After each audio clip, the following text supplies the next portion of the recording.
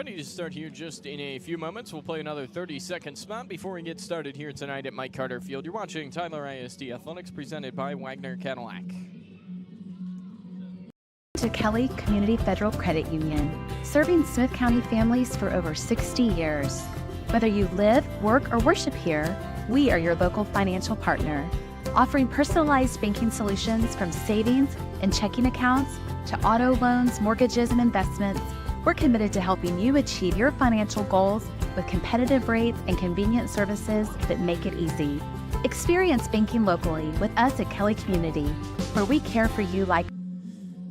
Welcome in, everyone, here tonight from Mike Carter Field in Tyler, Texas. It's a battle between the Palestine Westwood Panthers and your Tyler High Lions. Reese Landon in the booth and joined by for the first time on the baseball diamond to my right by Herman Howard tonight. Palestine Westwood and Tyler High in the Eli Sanchez Memorial. Tyler High playing their second game of the tournament. They have 2 games tomorrow. They'll play 4 in total. Tyler High coming into this one with just 1 win on the year. Palestine Westwood winless, but something's got to give here tonight, Herman, and both teams looking to get off the schneid. Tyler High trying to snap a 6-game losing streak. Palestine Westwood, they're 0-6. Yes, you're right about that there, Reese. And it's great to be back with you again, my friend, for this upcoming baseball season. I tell you what, it seems like yesterday was just football season. So, yes, we're here tonight at Mike Carter Field for Tyler High, up to a slow start, 1-6.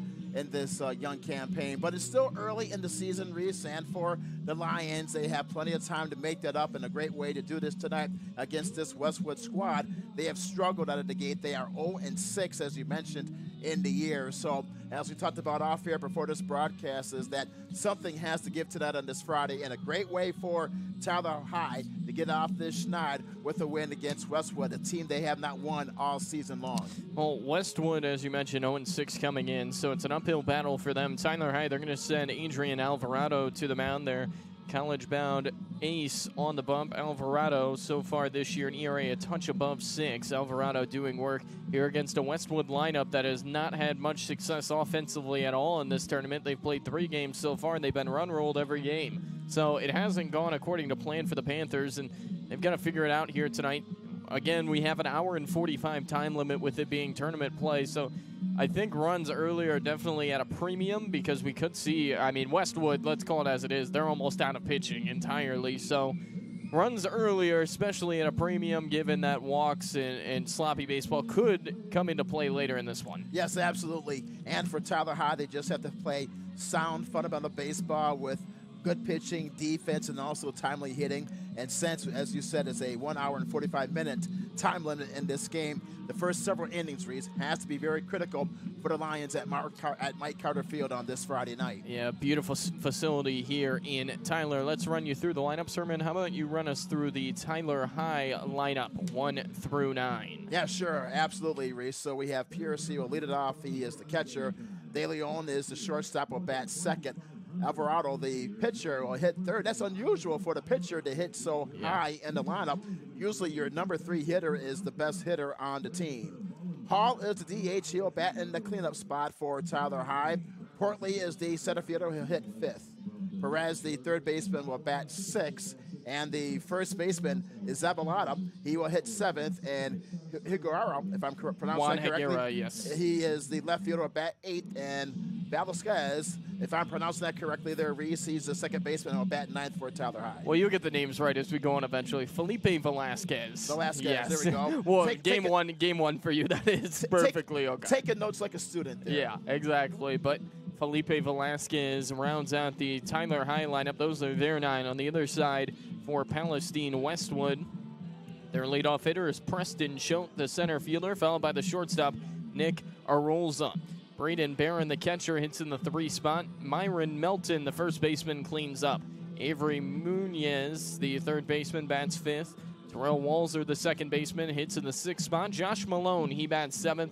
Devin Fernandez bats 8th and pitches, and then batting 9th in right field is Hayden Luff for the Palestine Westwood Panthers, who are concluding the Eli Sanchez Memorial here today. Their skipper, former Major League player Tyrell Jenkins, who came up with the Atlanta Braves.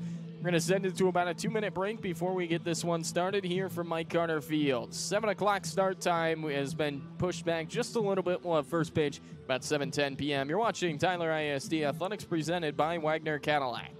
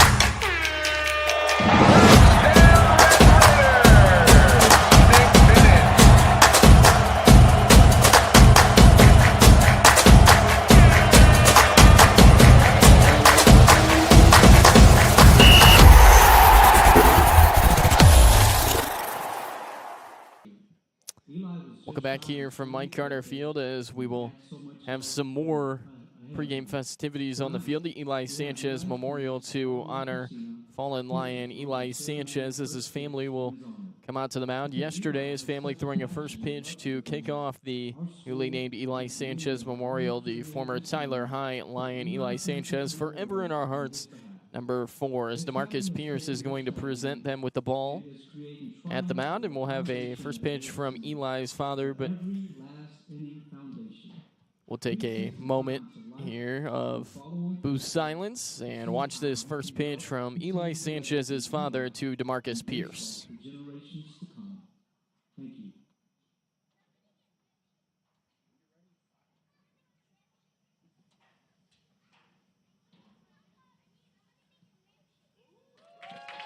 Oh, got there on the bounce. Yeah, sure did. There you go. Yep. Center cut. It was straight on target there. Yeah.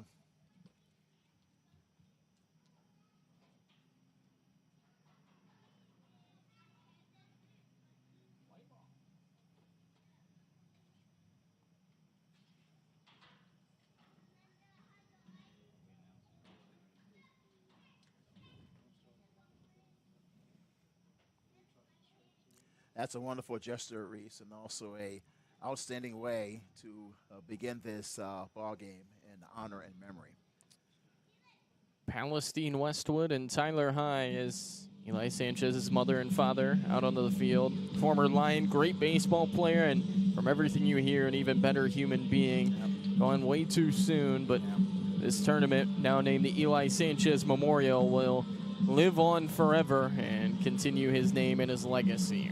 So Tyler High getting ready to take the field. On another note now, as Adrian Alvarado gets loose on the mound here for the Lions. DeMarcus Pierce, the catcher, and they're going to need a solid performance tonight out of Alvarado to stick in this one. Yesterday, Community scored 13 runs in the first inning. I mean, they were just behind the 8 ball from ready, set, go, and that can't happen tonight if Tyler High wants a chance in this game. This is a very winnable game for them, and we'll see what happens. Palestine Westwood, they're playing way shorthanded. They only got 10 guys here. For Tyler High, it's now or never. You got to put it all together right now. Yes, indeed, Reese. That's a great point. And for Tyler High, we mentioned earlier in the pregame, 1-6 on this season. Yes, they have to get up to a strong start against this Westwood team led by head coach Tyrell Jenkins. And for Tyler High, even though we're early in the season, you probably have to say this is a must-win for the Lions against a team that have not won a single game yet in this early part of the season, and also especially at home, and also with the momentum, everything that's going on with that first pitch. So great opportunity tonight for the Lions to try to get one here. Well, we're just about ready to go as we'll take another peek at the defensive alignment here on your screen. Outfield left to right, Juan Higuera, Aiden Portley, Jaden Achandy. Infield left to right, Adrian Perez, Malachi De Leon, Felipe Velasquez, and Jose Zabaleta, with the battery being Alvarado and DeMarcus Pierce. Caleb Hall, he'll DH.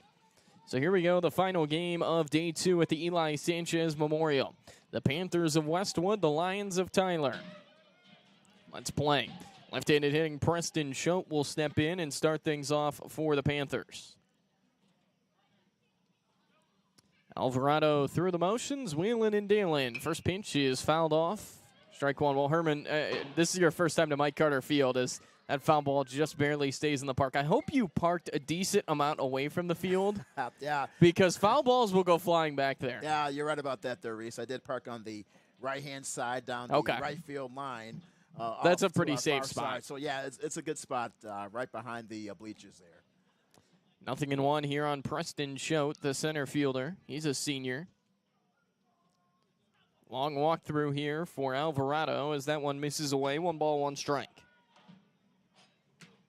Reese, you talked about Alvarado, that perhaps the best player on this Tyler squad, that he'll continue his baseball play after he graduates. Yeah, he's going to Ottawa University in Arizona. Highly respected NAIA program as there's a line drive back to the screen. Count as 1 ball and 2 strikes.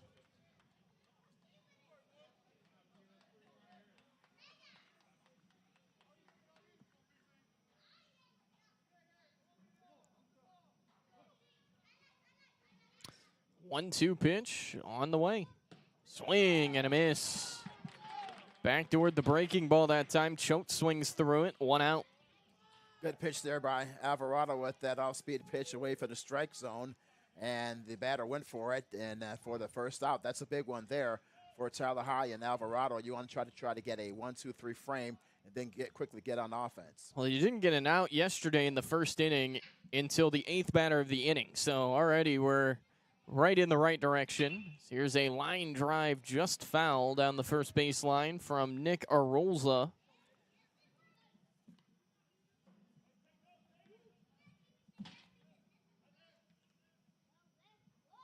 Arolza, the shortstop, followed by Braden Barron, the catcher. Those are the three that'll come to the plate here to start this first inning. One missing, 1 ball and 1 strike. Westwood, obviously out of Palestine. They're a 4A school. Tyler High playing at the 5A level. The white jerseys, white pants, white caps for the Lions tonight. Westwood, they are in the black jerseys with white pants, having already played earlier today. Big cut and a miss that time. 1 ball and 2 strikes. That's a good pitch there with that fastball high and inside. And he went for it, and he's quickly in the hole. 1 ball and 2 strikes. So far, good performance by Alvarado on the hill. Yeah, if you can throw the fastball for strikes, you're in a good spot. This one flared down the first baseline. That ball's out of play. Well, Mike Carter Field, I'm sure this is your first time being here. I'm sure you can tell by the size. You would be thinking, oh, has there ever been professional teams here? There actually has been 2. There has not been one since 2001, but former minor league park. I believe it dated back even into the 1940s, if I'm remembering right. Wow. Yeah, this is a beautiful facility. They used to have, I know they used to have Class D baseball back when minor league baseball was Class A, Class B, Class C, Class D. There used to be teams all over East Texas. 2-2 count from the wind, Alvarado. Swinging a foul tip into the mitt for strike 3. Back-to-back strikeouts for Adrian Alvarado, and a really nice start for the Lions. Yes, and that is definitely what Tyler High needed. 2 quick outs to begin this game in the top half of the first. So for the star pitcher for the Lions, Alvarado is off to a tremendous start. 2 batters, 2 punch-outs. 2 outs in the inning. Here's the bat of Braden Barron, the catcher. First pitch fastball high for ball 1. Barron, a right-handed hitter. Palestine Westwood looking for their first victory of the season, while Tyler High looking to snap a long losing skid. They did win the opener of the year against Cumberland 7-1. Tapper back to the mound. Alvarado, the natural shortstop, a little high, but Jose Zabaleta keeps the foot on the bag. And how about that? After a tough first inning yesterday, they go 1-2-3 here in the first inning. After a half inning, we're tied at 0. You're watching Tyler ISD Athletics presented by Wagner Cadillac.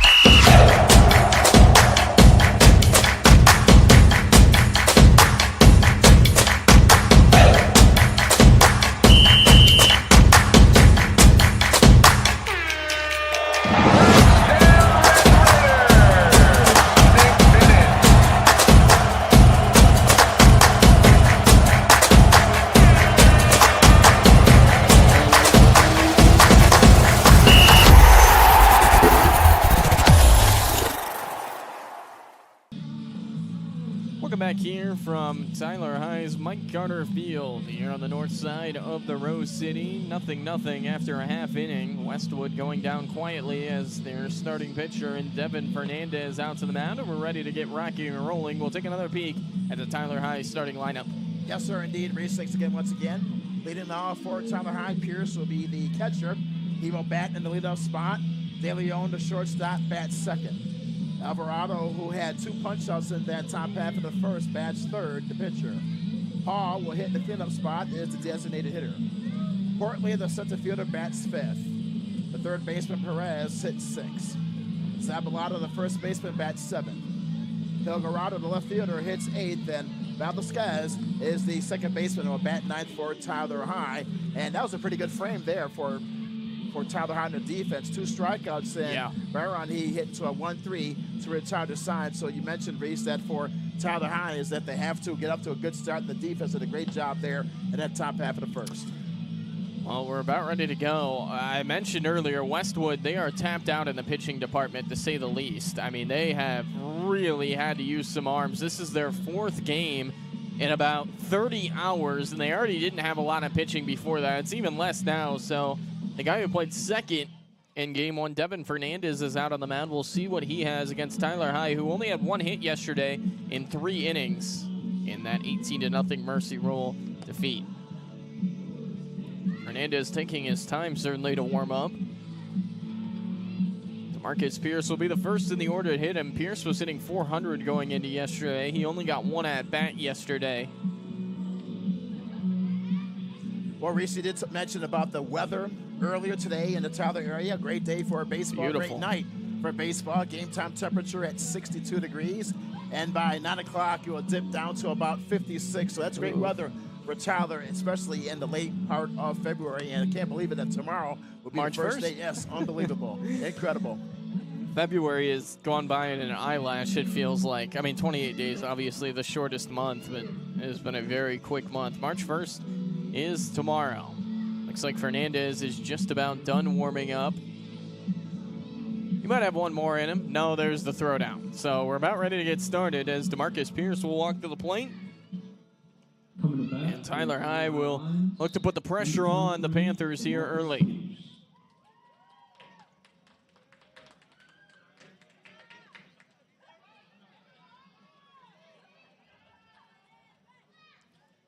Pierce to the plate. I've got to say, right off the bat, the left fielder, Malone, I mean, he is playing way back, and now he's going to step forward a little bit. He was 10 steps off the warning track. Called strike 1 here to Pierce. He's still pretty deep.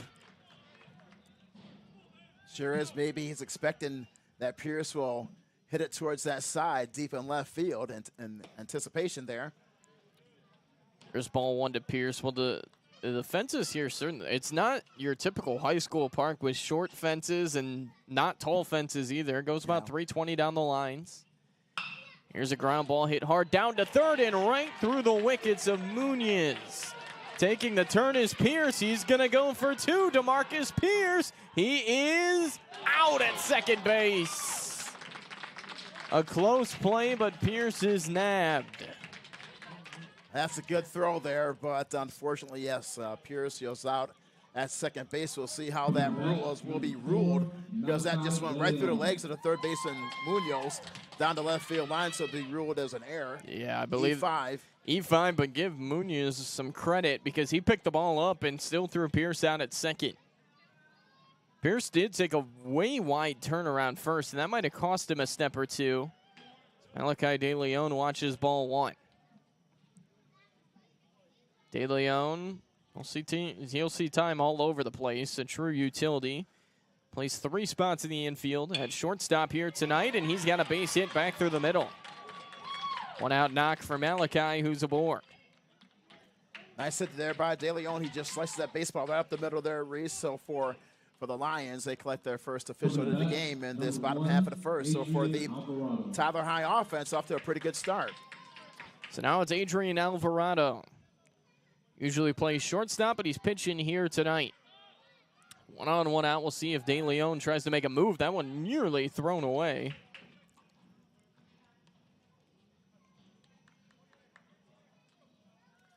Good opportunity, Reese, for the Lions to probably employ that hit and run early in the game with only 1 out to avoid the double play.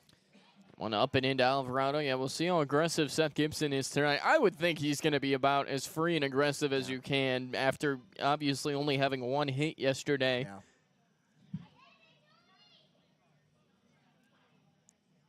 1-0. Alvarado watches high. 2 balls and no strikes.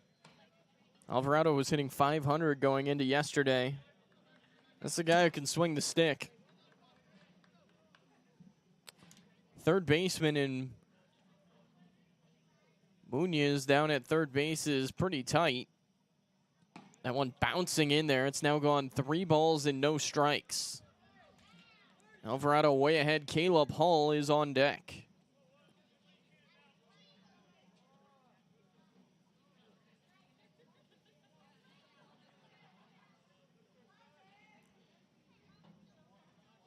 3-0 pitch.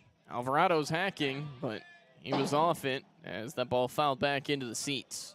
That's what you want. You want your best hitter to swing at a 3-0 pitch, especially with only one out. Try to get your offense more of an opportunity to get runners in scoring position. Yeah, I really don't mind that. I mean, that goes back to the struggles offensively yesterday. If you can attack the pitch, you should. De Leon running as that pitch misses anyway for ball 4. So I think if you're Westwood here, you're just thankful you got the out on that error where Pierce tried to stretch it into a 2-base error, because right now it would be bases loaded with nobody out. Instead, a little bit easier, 2-on-1 out. And for Westwood, a double play will get them out of this frame, so they still have an opportunity on the defensive side. Here's Caleb Hall.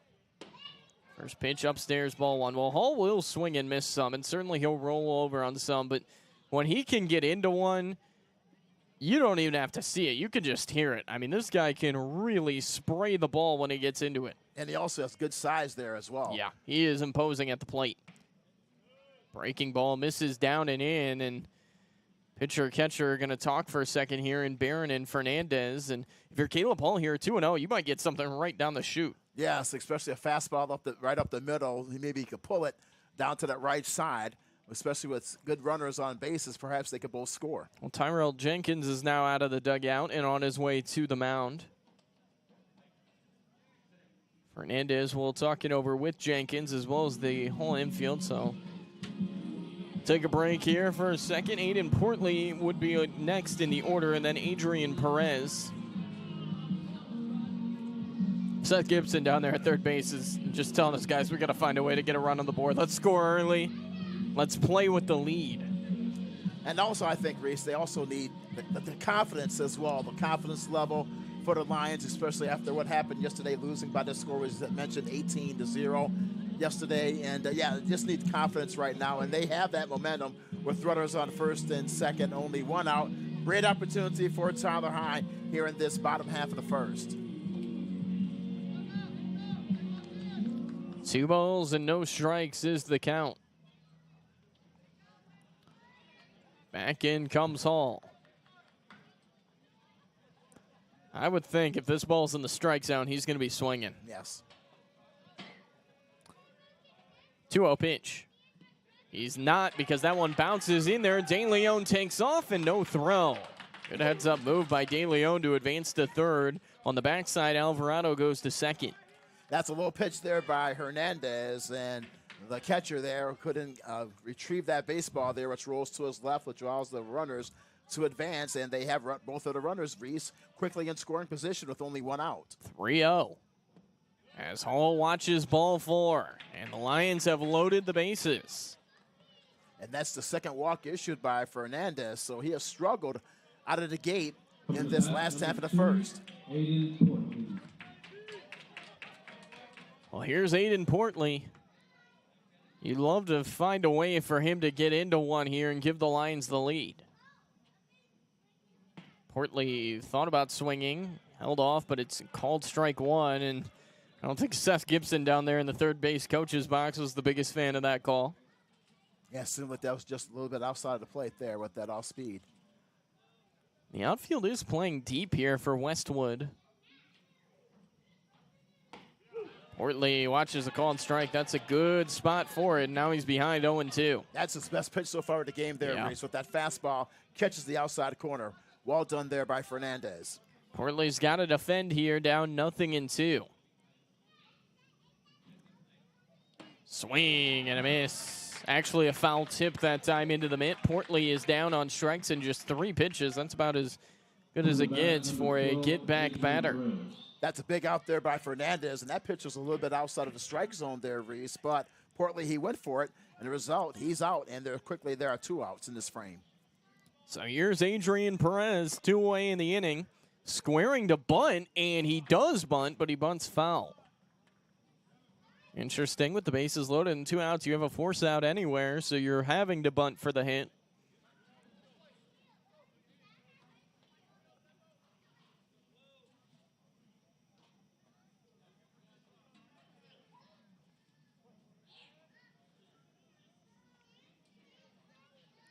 Oh, 1. fouled right off the mask of Barron. That can't feel good. Well, this is a big pitch upcoming for Fernandez, Reese. If he's able to throw a strike here, he'll get out of a huge jam in this bottom half of the first. It was looking really rough for him. Single and then back-to-back walks. The latter on just 4 pitches, but a 3-pitch strikeout. Now 0-2 on Perez, as that's a balk. Yeah. So Tyler High will not even have to swing the bat as Fernandez balks at De Leon at third. Everyone will get a base, and it's 1-0 Lions. Poor decision there by Fernandez. Perhaps he should just concentrate on the batter at the plate, Perez, since he had the advantage, was 0-2, 2 outs. Just focus on the batter there. 0-2, misses low. Yeah, De Leon gave the extra step off of third base and started to move a little bit up that line, and Fernandez just came unglued. You can see Adrian Alvarado doing a similar thing now at third base. Here's a ground ball slowly and foul. It's just one of those situations there, Reese, that for Fernandez, you just have to play sound, fundamental, smart baseball. Just focus on one situation at a time. And this situation, just focus on the batter there. 1 ball, 2 strikes. Perez watches that one bounce away, and Barron is late to get to it. Another run will score for the Lions. Mistakes have really cost Westwood in this first inning. We've had an error and also 2 bad decisions by Fernandez results in 2 quick runs for Tyler High. Advantage for the home team. 2 balls and 2 strikes. Tyler High was looking like they might exit this inning with no runs, but a balk and then a wild pitch. 2-2. Misses away. So Perez has worked it all the way back full. Next would be Jose Zabaleta.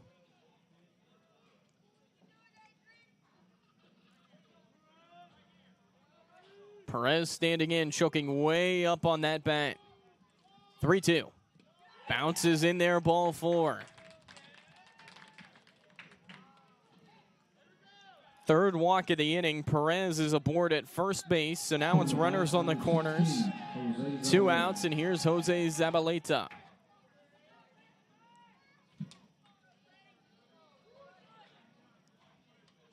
See if the first baseman can come through with the base hit. He's squaring the bunt here. As the throw back to first, they had him and they threw it away. Hall will score. Perez motoring to third. The throw over there is a good one, and Perez is out by about 10 feet. So that'll end the inning, but wow, what an end to the inning. 3 runs home. Wow, that's what I can say about that frame there for Fernandez. He just has to focus on just concentration there. He had several mental errors, which led to several runs. Advantage for Tyler High. So at the end of 1, Reese, the Lions lead by a score of 3-0. Tyler High scores 3 runs by just getting 1 hit, aided by 2 errors and 3 walks in the inning. 3-0 Lions after 1. You're watching Tyler ISD Athletics presented by Wagner Cadillac.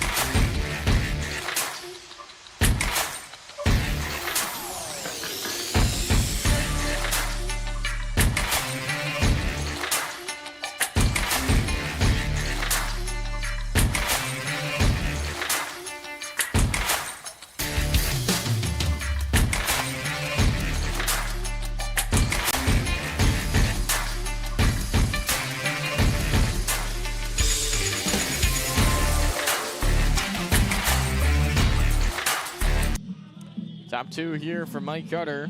So get ready to get back at it. Adrian Alvarado on the mound is the Palestine Westwood hitter. And Myron Melton was not ready to go. He was just kind of standing near the on-deck circle, and Alvarado ready to go. 3-0 after one here from Mike Carter Field. Start the second inning. Alvarado a couple of strikeouts in the first. Way high, ball one.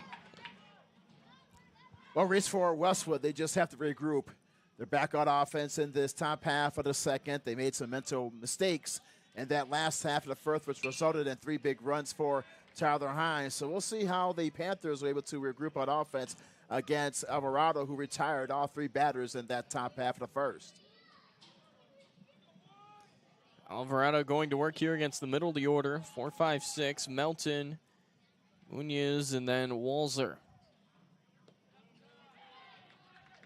2 balls, 1 strike.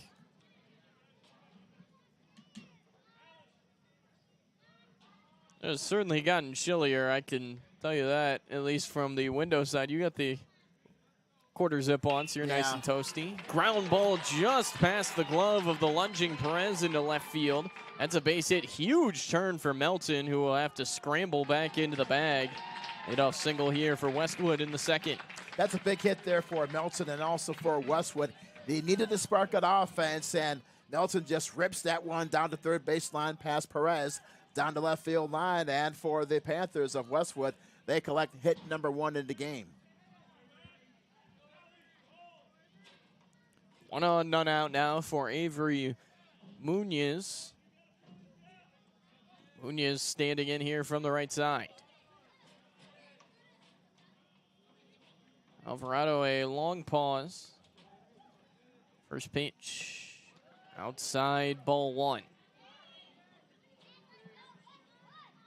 Well, for Westwood, Reese, they still have a chance. It's still early, and all they need is just several more base runners to make it very interesting here.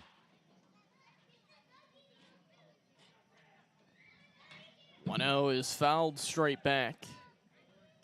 1 ball and 1 strike. Remember that we have the hour 45 time limit tonight, so this game, one way or another, is going to end either at or before about 8:55 p.m. Central Time. So scoring runs early, I mean, that is the premium here tonight. You've got about 75 minutes to play with for both sides. 1-1 on the fists. Back to the screen, 1-2.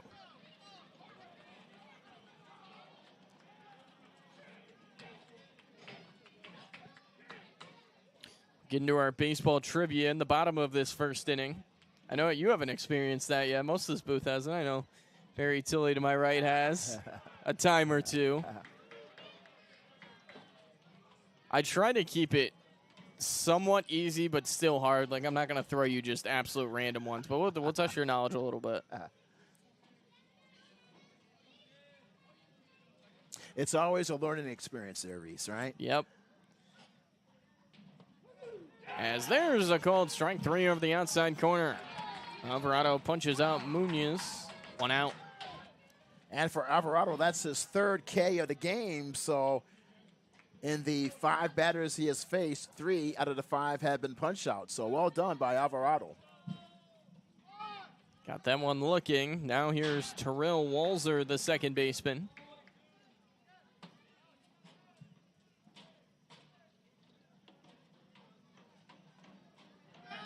Runner going as the first pitch is skied in the air. Foul ground. Zabaleta trying to find it in the lights, but he can't get it. Stumbled at the end. Certainly did not help his progress, but foul ball. Yeah, it looks like that he lost the baseball in the lights down that right field line, which is to the right of the dugout of Tyler Hines. So a good attempt, but he was unable to make the catch down that right field line and foul ground. It's 0-1 here on Walzer. If he's able to make that catch, they may double up the runner. Right.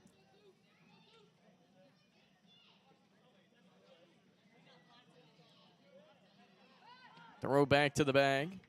That reminds me of a play. This goes back, I think, perhaps before you were born, Reese, back in 1980, in the 1980 World Series between Philadelphia and Kansas City. There was a pop fly, foul ground first base side.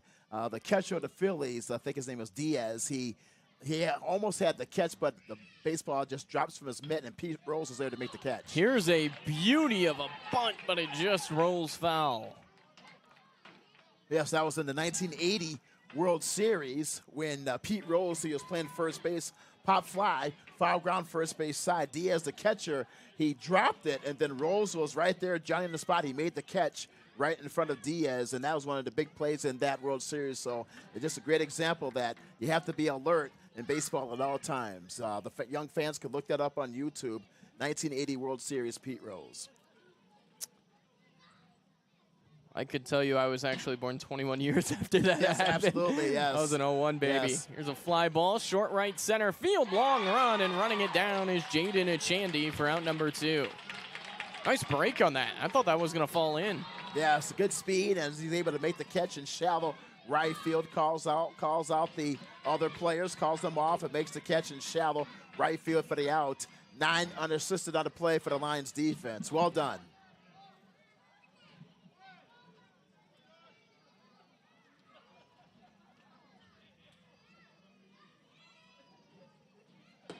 First pitch is a cut and a miss here by Josh Malone. Strike 1.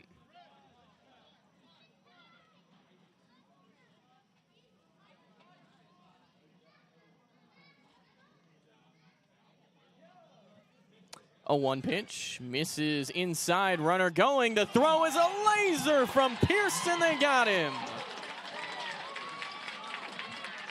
Outstanding throw by Pierce. Nabs him down to retire the side. Great defensive play, Reese.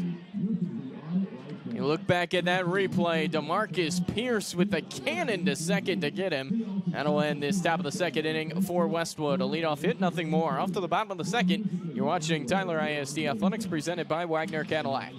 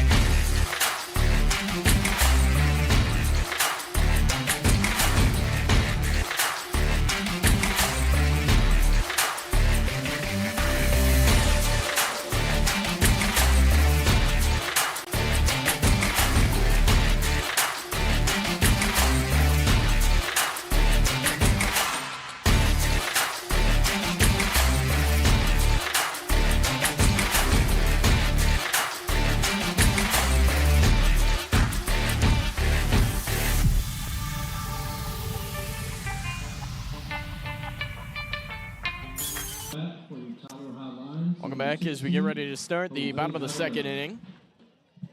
As Jose Zabaleta is going to stand in. He was actually at the plate to end that first inning on the throwaway by the pitcher Fernandez, scoring a run, but then Adrian Perez was out at third. So Zabaleta will go back to the plate.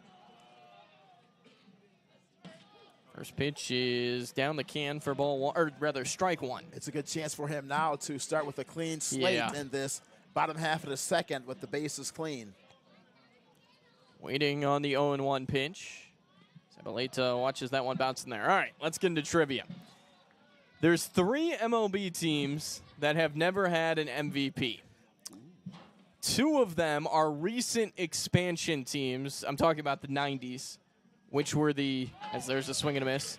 2 of them are the Rays as well as the Diamondbacks. So there are 90s expansion teams. All right. There is one other team that's been around for a long time that has never had a MLB MVP. 1 second here for the selections as Zabaleta is down on strikes. Is it A, the New York Mets, B, the Pittsburgh Pirates, C, the San Diego Padres, or D, the Seattle Mariners? That's a good one, Reese. Wow. I am very surprised by this answer. Yeah. Once again, which MLB team does not have an MVP? Is it A, the New York Mets? This ball is shot in the air into short right field. Long run, and going out to make the catch is Walzer. 2 outs. Once again, which MLB team does not have an MVP? A, the New York Mets. B, the Pittsburgh Pirates. C, the San Diego Padres. D, the Seattle Mariners. One of them does not have an MVP. You got to submit an answer right now, but you can change it when we go back to the question. Okay, sure. We're going to go back to this in the fourth inning. I'll say the Padres. You're going to go with the Padres. Yeah, yes, sir. They had some great players over the years, too. Remember they had a young Dave Winfield. Tony Gwynn. Tony Gwynn, right. That was my dad's one of my dad's favorite players. Yeah. Speaking about San Diego, that Ted Williams hailed from San Diego. Yeah, really? Yeah. And I know he played minor league ball there. I didn't realize he was from there. And also, what's the nickname for San Diego? I know there's a specific nickname, and I got to look this up, or this is gonna bother me. San Diego, yeah. It's a great town too. Yeah, I've been to America's finest city. Yes, I've been to Petco Park. Have you? Yeah, it was a long time ago. 2010, we had a conference and had a chance to meet Dick Enberg, who was the voice of the Padres at the time. And we talked about a good 20 minutes. The reason being because Enberg, he graduated also from Central Michigan. So I remember. Fire up chips. Yeah, yes. And of course, I graduated from Central Michigan, and we talked about. I asked him for some tips and advice for younger students of today in journalism, and Enberg said is the importance of writing, is that the young students of today, they have to learn the essence and the love of writing in journalism. Not in just journalism, but he said in any field of today. So that was words by the great Dick Enberg, the voice of the San Diego Padres from 2010 to about 2016. Felipe Velasquez with the charge down the right field line. That's going to fall in, and that ball's going to roll. Velasquez around second. He's chugging for third. He is going to be into third base easily. It is a 2-out triple for Felipe Velasquez on a flare down the right field line that the right fielder Luff could not get to. How about that? Felipe Velasquez with his first career triple, and Tyler High a chance to get more here in the second. That's a great hit on the bloop single down the right field line. Reason's able to scamper all the way to third base. Heads up base running there by the Lions. First career triple for Velasquez. That ball was never touched. There's a ball to DeMarcus Pierce. 1 ball and no strikes. Looks like we have some young scholars in attendance in the press box there as well, Reese. So it's good to see the young scholars here. So well done. About academic excellence in the pursuit of higher education.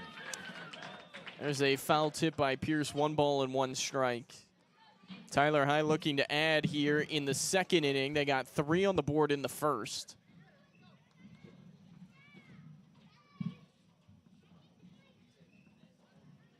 One pitch. Swing and a miss. Pierce goes through that one. Well, if you remember, Pierce, his first time, had an interesting trip to the plate. The ground ball down to third that was booted into short left field by Munoz, and then Pierce trying to stretch it into a 2-base error was cut down. Yep.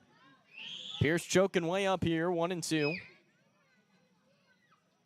Swing and a slow roller down the third base line. This is going to play to run, and Pierce has an infield single. Well, sometimes it's just hit them where they ain't. That's right. And for Pierce, he just pokes it down, as you mentioned, race down that third base line, and we've just been informed that he was out on the play. Oh, interference. Yes. Yeah. So it will not count. Pierce's bat interferes, and Tyler High will not get that run. Yeah. So still just 3-0 as we're off to the third inning. You're watching Tyler ISD Athletics presented by Wagner Cadillac.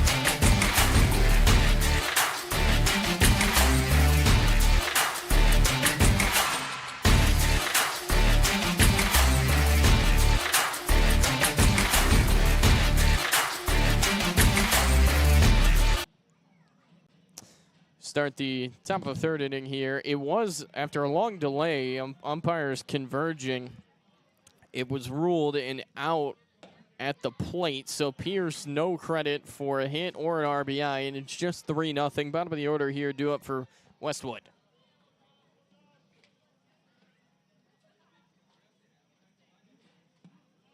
Downstairs, 2-0. Well, Reese, I'd like to go back. I know prior to all that, we were talking about San Diego and Dick Enberg. I'd like to tell the audience another Dick Enberg story and prior to that, this goes back before you were born there, Reese. Back in the spring semester of 1995, Dick Enberg was invited by the late Dr. Jerry Henderson to be one of the featured guest speakers on our campus at Central Michigan. And that was at the time that Enberg was on NBC, covering the Super Bowl and all that stuff. So he was treated like a rock star on the Central Michigan campus, and he spoke about an hour, and the students just cheered, and they were so happy that Enberg was there. And on the next day, I remember is that he spoke to us. We were graduate assistants and graduate students at the time, and in that room was myself and also Mark Vandermeer. Mark Vandermeer is the current voice of the Houston Texans. Also Pete Hassan, who worked for the Chicago Blackhawks, and Ryan Schuling, who now is a broadcaster in Denver.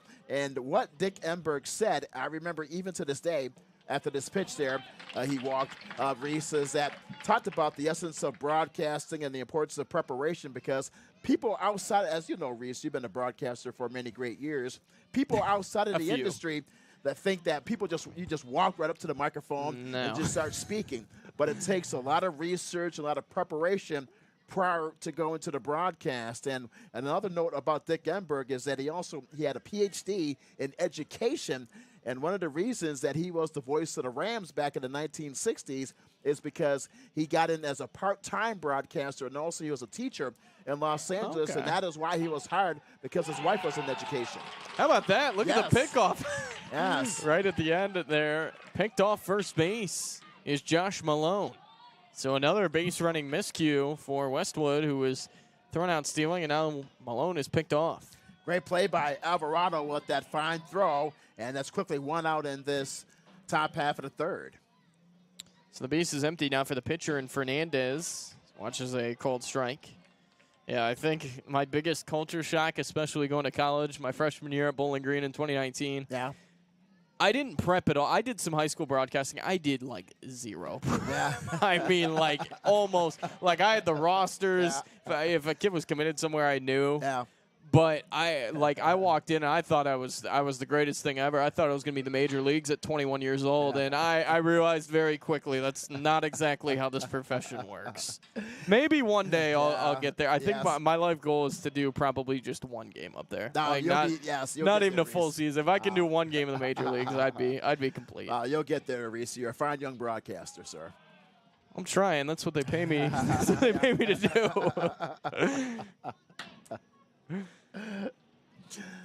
2-2 now on Devin Fernandez. Bowling Green is also an outstanding program. One of the great alums there is Dr. Mike Emmerich, one of the greatest hockey broadcasters of all time, graduated there in 1976. Shout out to the Mid-American Conference. Yes.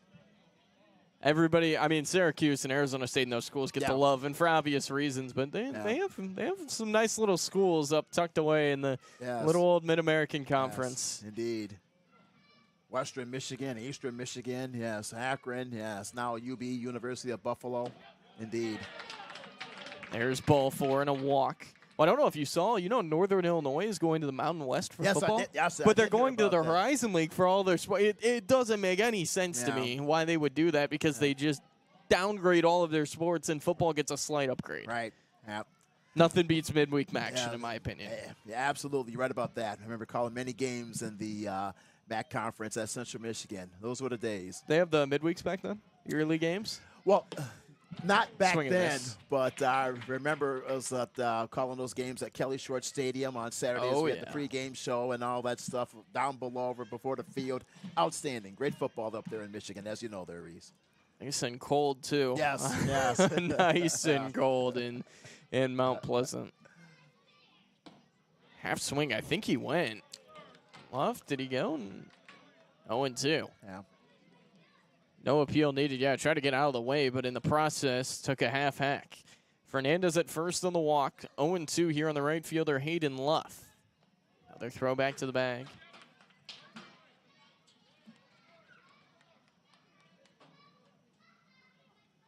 I'll tell you what, these lights, these new lights at Mike Carter Field, these are brilliant. I mean, there is not a dark patch on the field right now. As we mentioned earlier, Reese, outstanding facility. This is just gorgeous for baseball. And you talked about the history of the area in the first inning, and perhaps one of the reasons why maybe there's no summer baseball, because you mentioned it was so hot in the Texas market. I found that out. Yeah. I found that out firsthand. There's a cold strike 3. What was your first summer in Texas like? Hot? Because I know I was dying in August. Yeah, it was. We came from Charlotte, North Carolina in 2016. And at the time, our son Sydney was only 9 years old. And when we arrived, hit the Texas border, we thought, oh, well, we're almost there. We're almost in San Angelo. But we had another, 12 hours worth of driving with the U-Haul and also 2 cars. So that's a very incredible journey. There's a cold strike 1 here. We're back to the top of the order, and Preston Choate, who struck out swinging his first time. 4 strikeouts tonight for Adrian Alvarado, who's had it working. Runners going here as Alvarado steps off, but it's a balk. Well, that was extremely dangerous there for Fernandez, because if Alvarado... Well, now Seth Gibson's arguing that he properly stepped off, but it'll be short-lived. If he stepped off correctly, I mean, Fernandez would have been a dead duck. You could have walked over to him and tagged him, but he's into second. Yep, and that's the second balk of the game. Obviously, the biggest one was in the first inning, where it looked like Tyler High might go scoreless instead of block. Helped enable 2 more runs after that to cross. There goes the runner again. Stepping off is Alvarado. What in the world is Fernandez doing? That's something to be talked about with the coach, Tyrell Jenkins there, Reese. Yeah, poor decision there with 2 outs. He had a runner in scoring position. I'm just confused by that whole sequence, but that'll end the top of the 3rd inning. 3-0, Tyler High. You're watching Tyler High Baseball right here on YouTube.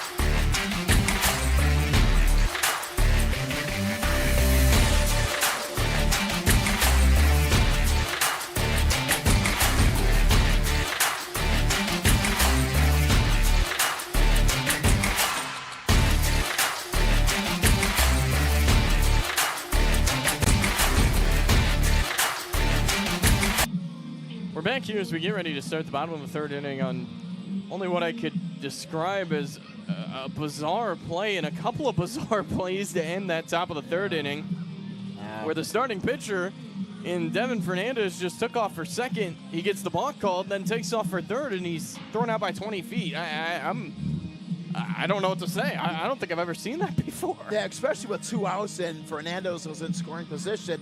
All they needed was a single, and he would have easily scored. So that's a head-scratcher there.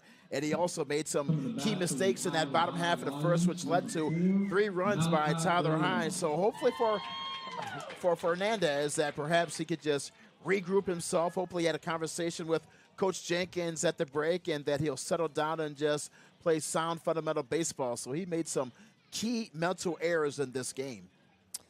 It'll be Malachi De Leon, who had a one-out single in the first, came around to score in the balk, helped actually create that balk. Fernandez back to the mound. Right-hander twisting and turning as De Leon rips this one into left field. That's a base hit. Over to get it is Malone, the left fielder. He'll cut it off.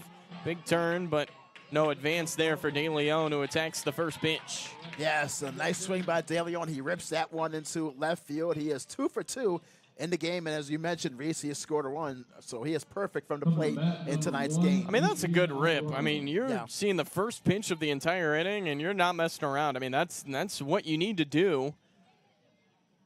And also that gives not only De Leon but the entire team confidence.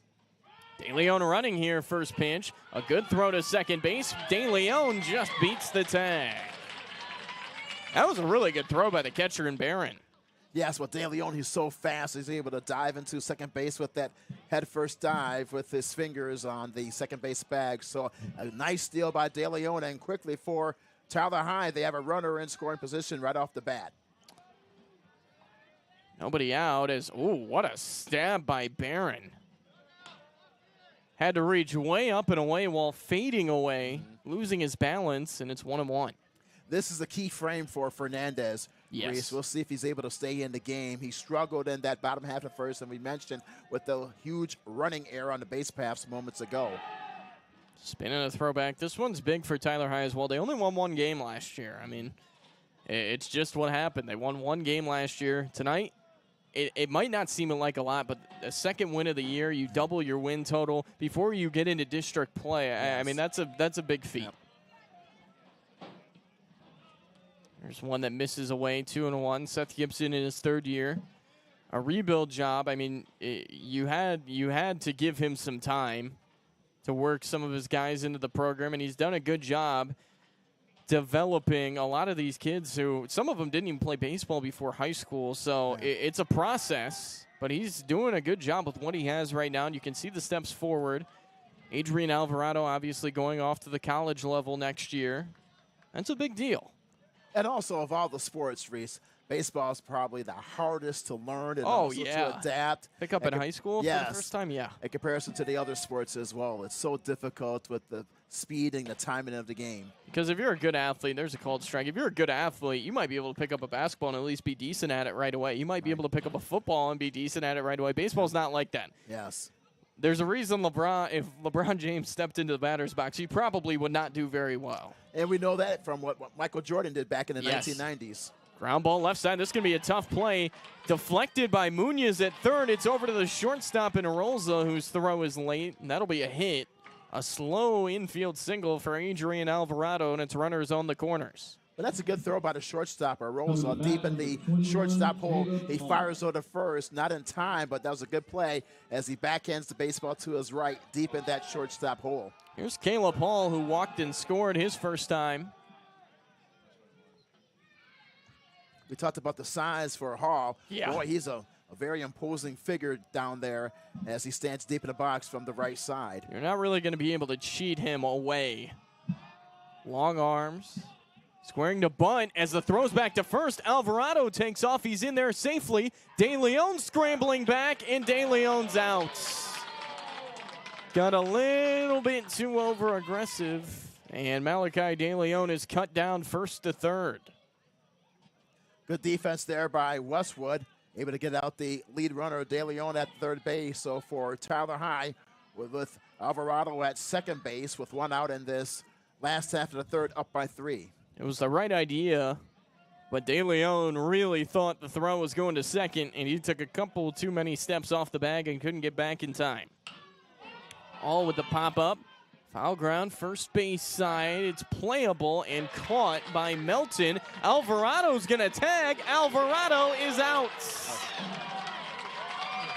That is not the Lions' finest hour on the base pass as they make the first out of the inning and the third out of the inning at third base. The pop-out sandwiched in between. We're through 3 here at Mike Carter.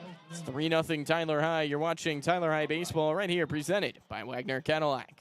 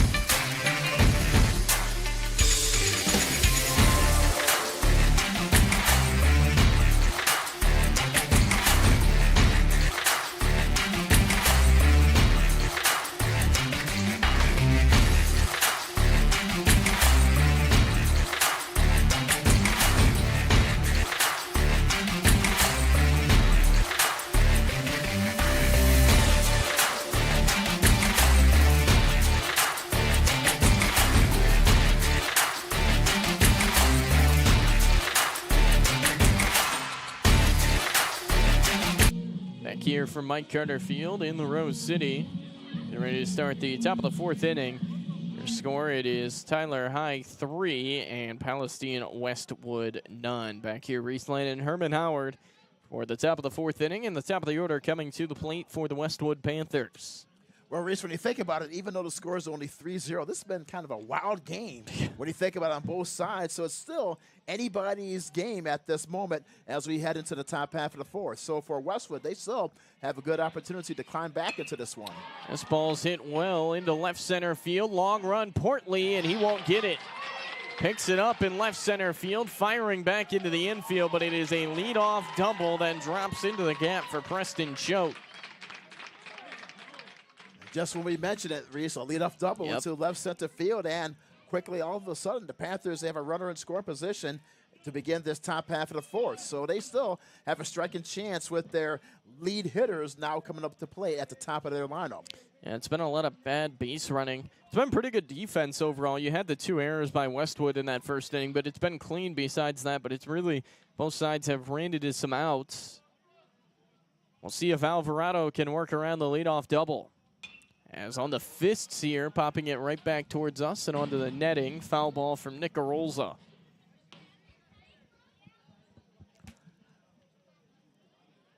Well, Reese, you talked about your connection with Bowling Green earlier, that, of course, Dr. Mike Emmerich, he published a book that just came out within the last year or so about his amazing hockey career. He started off in the minor leagues, working his way up. There's a powerful bunt, I'll put it that way. Foul ball. He started his career actually at Bowling Green, calling those hockey games with an old tape recorder, sitting up there in the booth and in the stands, just working his skills. So he talked about that quite a bit in his great book that just released about a year or so ago. Yeah, great guy too. I never got to meet him in person during COVID, though. We did get a couple of Zoom calls from him, which was pretty cool. Yeah. Outstanding person. Yeah. 0-2. Swinging a foul ball. Rolzo will stay alive by the skin of his teeth. One interesting note about Doc Emmerich, Reese, is that the last time I had a chance to talk with him earlier in the fall, I asked him if he missed broadcasting hockey. You know what he said? He said he doesn't miss it. I was surprised about that, and I asked him, I said, Doc, do you watch the games anymore? He said, no, sir, I don't watch any hockey anymore. He said, when I retired, I just removed myself from the game. Yeah, and sometimes it can be that way. I'm sure spending time with family is probably a big reason for that. Yes, his wife Joyce. Yes, since we have a little bit of time, I did meet Dr. Emmerich in Charleston, South Carolina. This goes back to 1999. Okay. Reese, when he was on vacation, I was working at the hotel there, and we struck up a conversation, and then just led from there. He served as a guest speaker at Angelo State several years ago before the pandemic. Spoke to the kids about media broadcasting and what they need to do to be successful and all that. So he did the same thing with my time, and I worked in Carolina at Benedict College and also at Johnson C. Smith. So I think that's when you talk about the business. It's a people business, as you know, Reese. Is that yes. So you know. Yeah. It's making those contacts, those business relationships. Yeah, and it's not just what I need. What can I do? It's not how can I. What can you do for me, but how can we work together in building those relationships? Line drive caught by the second baseman. Velasquez double play. Great defensive play by the starting pitcher from last night, and he doubles off the leadoff double. Outstanding play, the great catch, and the quick throw over to second to double off the leadoff runner for the Panthers. So 2 outs, bases clean. Outstanding defense, and head coach Bob Warren, one of the great baseball coaches of all time, said that defense will win you championships. Great example there. There's a called strike here to Braden Barron. Well, it goes back to the base running, although I'm not sure even if he had scrambled back to the bag right away it would be safe, but Choate definitely took an extra step or two. This ball is mashed deep down the left field line, and it is foul. That at home run distance. Yes, it sure did. My goodness, by Barron. He really roped that one down the left field line into the corner, but that hook's foul. Oh, my goodness. If that stayed straight, that would have been gone. What a blast there by Barron, the catcher. I mean, he got every last stitch of that ball. I mean, that was a legitimate home run if it was fair. You don't see a whole lot of those at the high school level Yes. here. I think we saw a combined one between two teams here last year, Tyler High and Tyler Legacy. Ground ball again, foul. And I believe that's home and away. I can't, or actually, no, not home and away. There were a couple away teams that hit home runs, but one combined between Tyler High and Tyler Legacy. Wow. He has some size down there, too. Barron, just taking a look at him there Yeah. when he's at the plate. He has good size.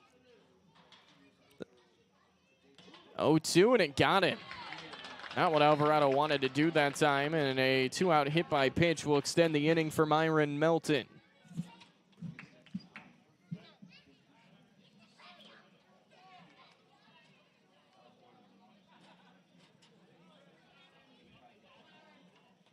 So here's Melton trying to extend the inning. If he can get on, the tying run would be next. Yep.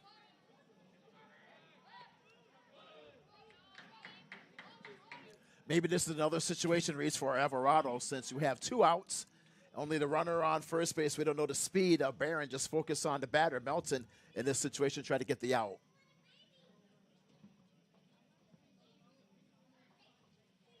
So it looks like the runner over at first base and Barron might be a little bit shaken up.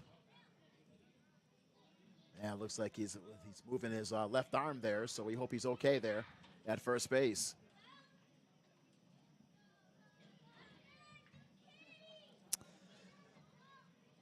So we're waiting here on Myron Melton, who had a base hit and then was caught stealing back in the second inning. There's a throw back to the bag. Zabaleta can't handle it, but keeps it at bay. I mean, it's hard to believe Westwood would run into another out, but, I mean, with the way this game's gone, I mean, it could very well happen.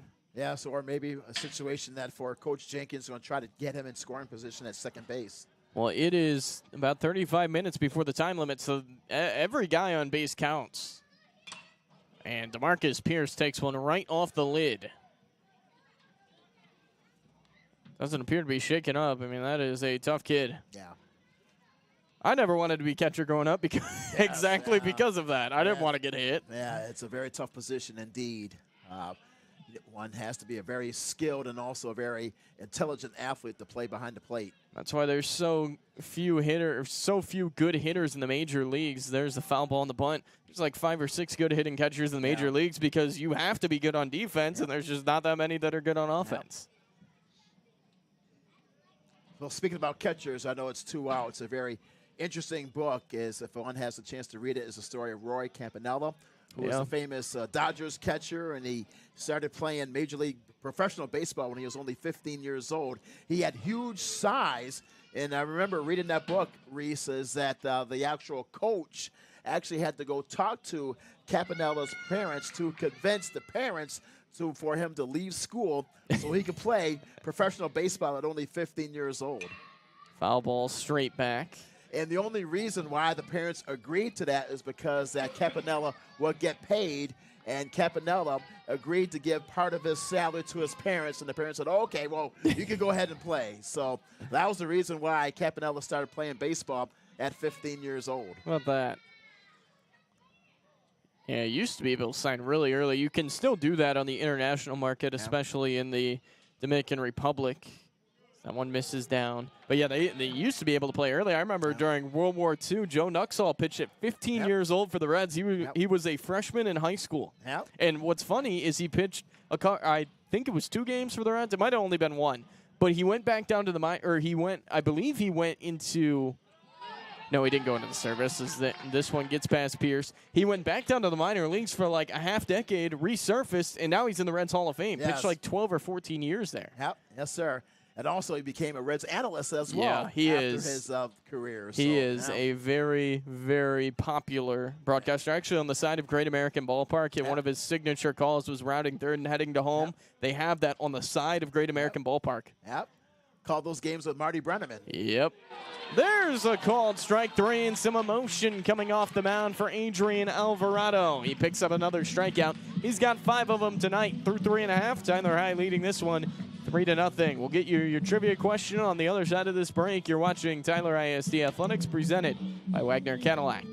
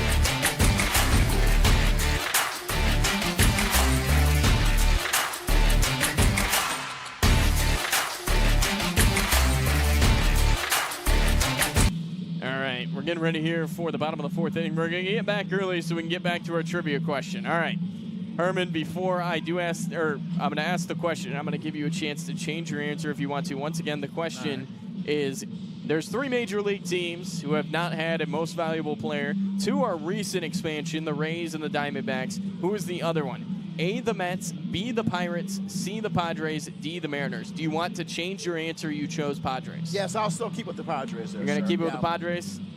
Correct answer is the New York Mets. Cole Craig, to our right, was right on the money. He was the only one who picked the Mets. I'm shocked by that. They've never had an MVP. Yeah, that's surprising to me as well. I mean, they've had so many great. They've been more pitchers, I guess you could say. I mean, they've had Seaver. Yes, that's right. Yeah, Cy Young. Yeah. Cy Young. Seaver's won a Cy Young. I know that. Nolan Ryan pitched for them as well. Yeah. So, Jacob deGrom won a Cy Young there. But yeah, no MVP. That is like very surprising to me. Yeah. I guess Darryl Strawberry didn't have that big of a peak. Maybe Dwight that's Gooden, why he did not. Yeah, Dwight Gooden. And he was a pitcher, and pitchers just don't win the award. Yeah. He had that incredible season. What was it, 1985? 86, when they won the World Series. Yeah. He had like less than a 2.00 earned run average one season. Incredible. Yeah, they had young Dwight Gooden, young Darryl Strawberry. Yeah. Ron Darling. Yeah. He's a big-time broadcaster now for the Mets. Yes, we have indeed, we have some kind of stoppage here, and now it looks like we're ready to go back to it. And the Mets, they've had themselves an offseason, too. They got Juan Soto. Yes. $750 million, but they got Juan Soto. They're going to be right back in the mix again this season, too. So they will be right back in it. First pitch, Aiden Hall swings and misses, or Aiden Portley swings and misses. 5-6-7, Portley, Perez, Zabaleta. Tyler High leading 3-0. Next inning may be the last one. Here's a grounder back through the middle. A shortstop and Arolza to his left, picks and fires for out number 1. That's a good play by Arolza, the shortstop there, as he gobbles up that baseball, fields to his left, and slings it over to first with that sidearm throw. He's made some fine plays out there, the shortstop for Westwood tonight, and Arolza. He's done a good job. Here's Adrian Perez, who walked his first time through. He was cut down at third base to end the first inning. Looks like we have a pinch hitter on deck. Toby Adams is in the on-deck circle. Here's a bunt by Perez. Rolled pretty well. Going to be tough, but a sweeping tag on the way by Melton. Handled it well. 2 away. Good play by Melton. He charges to make that baseball play and just tags the runner Perez down to first base line for out number 2. 3 unassisted in the play for the Westwood defense. Well, the way this inning is going, and then we might get into the 6th inning because the first 2 batters have taken all of 3 pitches. Toby Adams, the senior, is going to pinch hit for Jose Zabaleta here.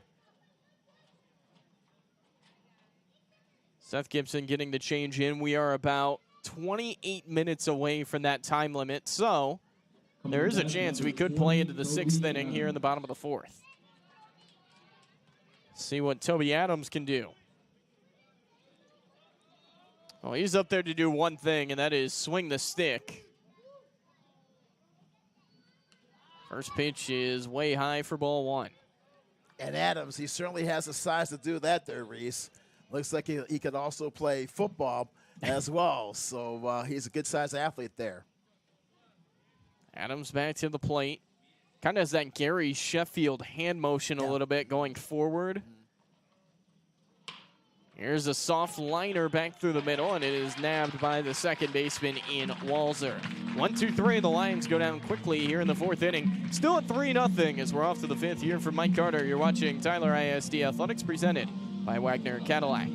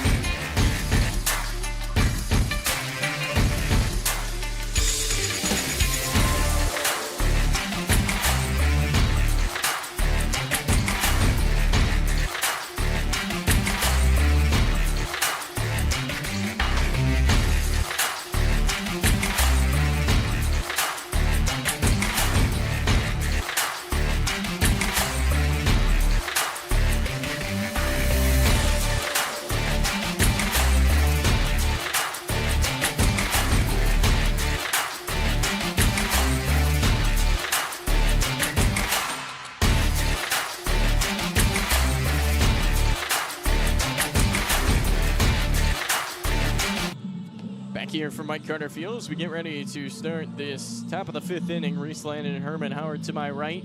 Adrian Alvarado, a shutout through 4 innings, trying to keep the Westwood offense at bay here in the 5th. And we'll see if we'll get a 6th inning with the time limit. We are about 25 minutes away from it.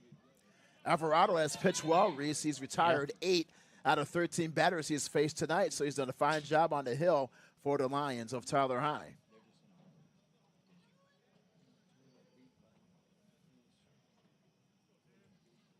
Just 2 hits surrendered thus far for Adrian Alvarado, who worked around a leadoff double in the 4th.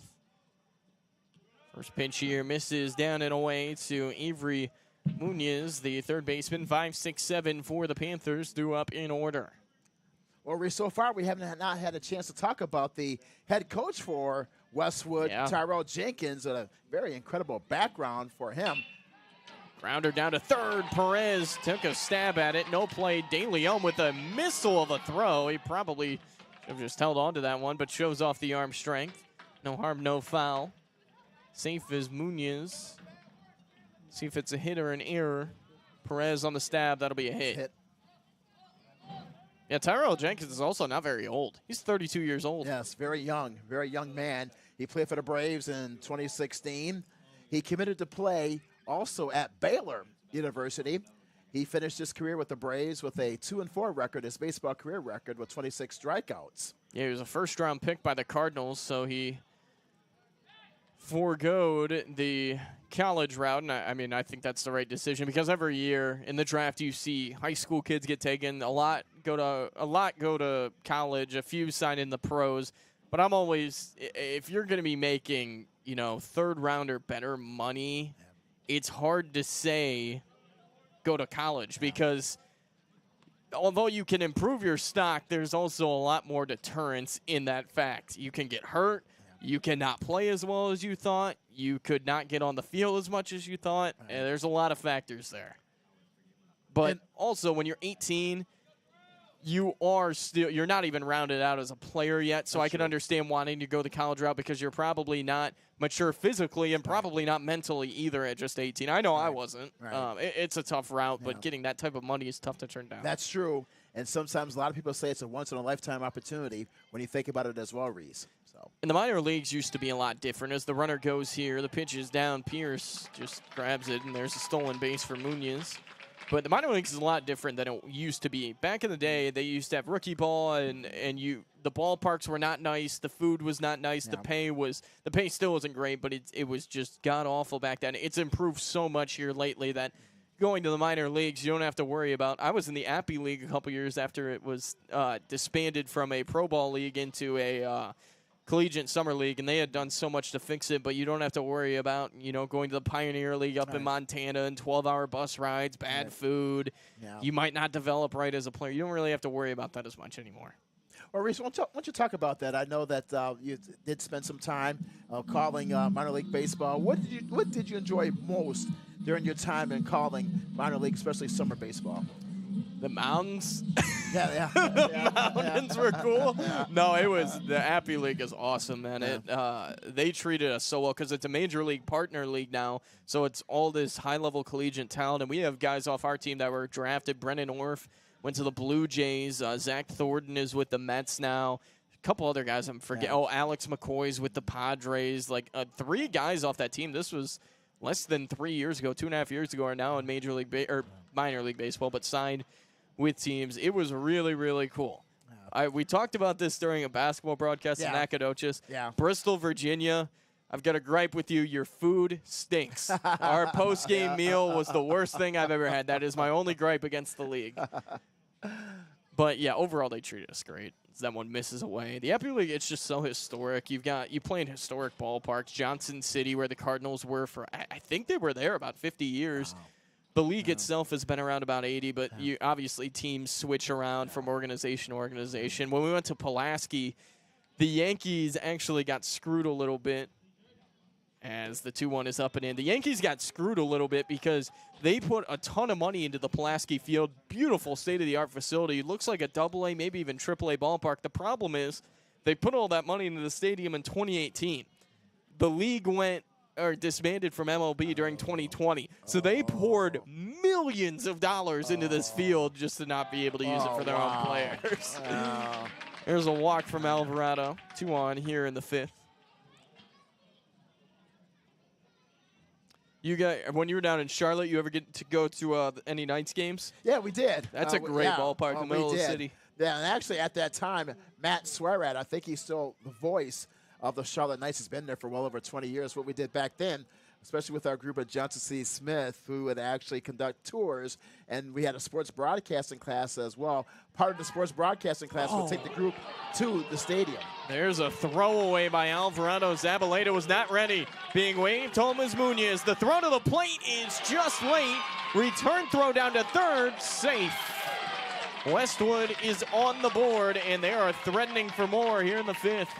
That is a huge play there for the Panthers. They score on that run, so Munoz scores, and Walser advances to third base, so they're on the scoreboard, only down by 2 with the score 3-1 in this top half of the 5th. So it's not over yet, and for the Panthers, they are within striking distance, Reese. With the tying run at the plate as well. Infield will draw in, nobody out.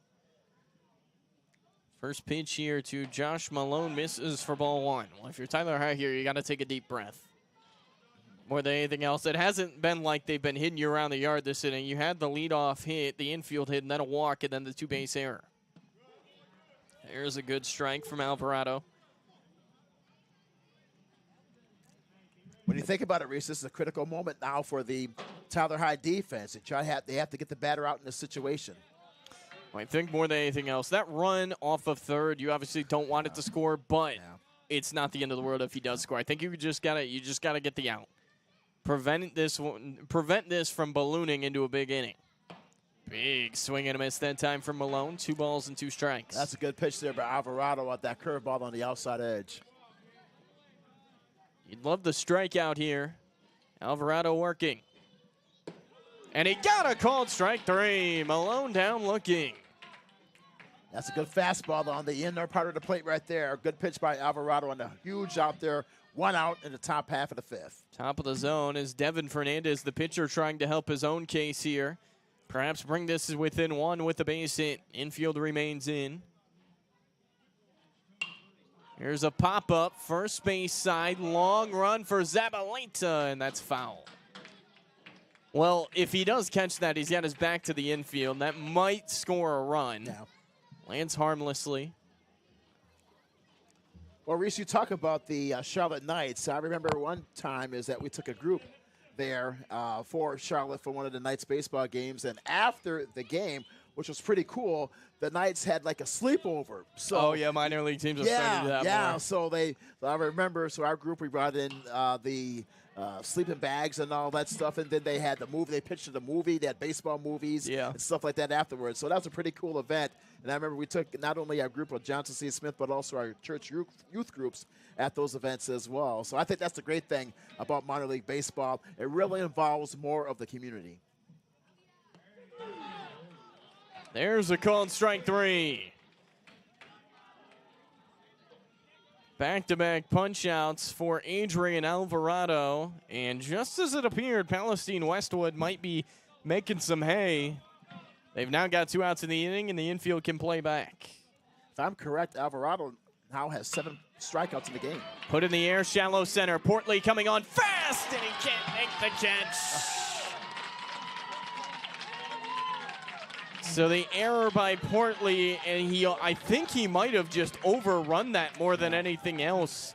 He got on it so quickly where it looked like he might have to dive. Instead, the ball was about neck high, and he was unable to make the catch. Portley looks like he did have a beat on the baseball there, Reese, as he's running to the infield to second base, but unfortunately, he was unable to make the catch, and as a result, the run scores. And for the Panthers of Westwood, only down by 1, 3-2, right back into the game. Tying run at first base in Preston Choate as he drills this one into left center field. A long run, and this is going to tie the game. All the way out to the track to get it is Higuera. The relay to De Leon. Choate digging for 3. He is safe on the carom. Perez quickly on it, and we are tied at 3. I was just about to say the only extra base hit of the game was Preston Choate, and now he's got 2 for the Panthers. And for the Panthers of Westwood, how about this, Reese? They've scored all 3 of their runs in this top half of the 5th, and that was the big blast there in the deep left center field. And Love scores all the way from first base. Oh, my. And we're even at 3. And also that costly error moments ago by the center fielder, Portley. Well, how quickly things can change. This looked like Tyler High was coasting to their 2nd victory of the year. Instead, we're tied at 3.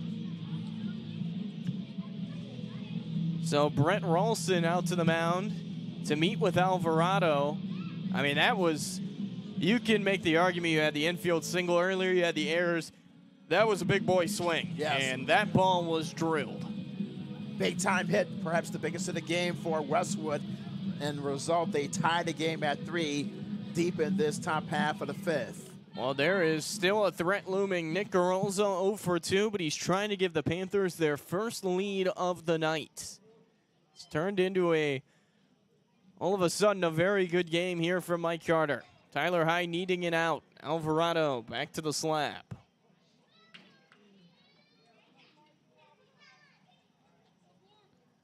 First pitch. That's a good fastball. Over the outside corner for strike 1. Situation for Alvarado, we have to flip it that he has to concentrate and just focus on the batter in this situation, try to get the final out. And he's got 2 beauties over the black. 0-2.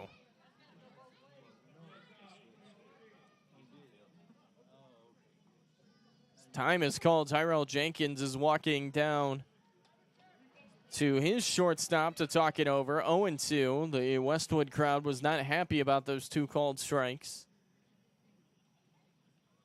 Tyler High due up in the bottom of the 5th inning. 8-9-1 in the order. They need an out right here, right now. Westwood was lying on the mat through 4 innings, but they have stepped off it here in the 5th. The 0-2 runner's breaking for the plate, and it's a called strike 3. Pierce did not even look up. If that pitch was called a ball, that would have given Westwood the lead. Wow, how about that sequence? Just like with Jackie Robinson when he was still home back in the 1950s. So, wow, that would have been a close play. Yes, sir. 8 strikeouts for Alvarado, and what a way to end this top of the 5th inning. Off to the bottom of the 5th, tied at 3. You're watching Tyler ISD Athletics, presented by Wagner Cadillac.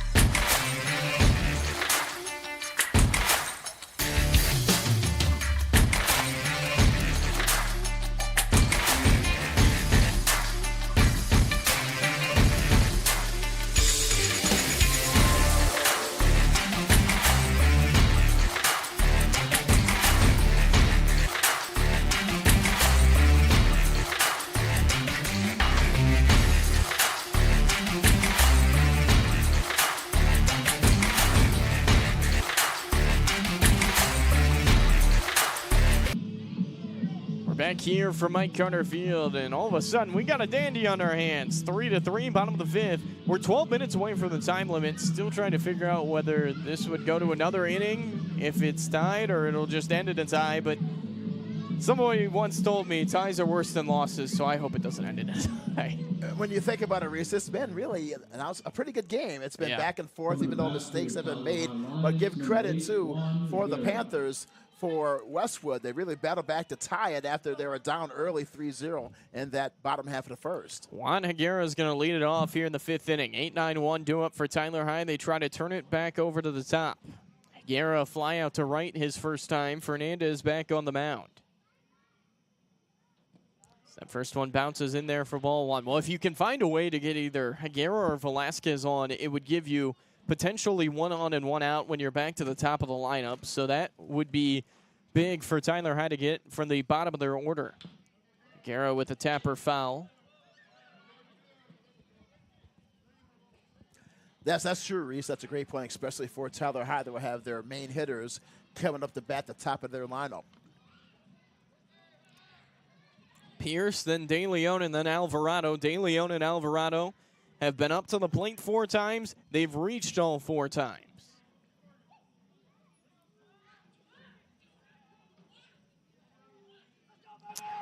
The 1-1 pitch.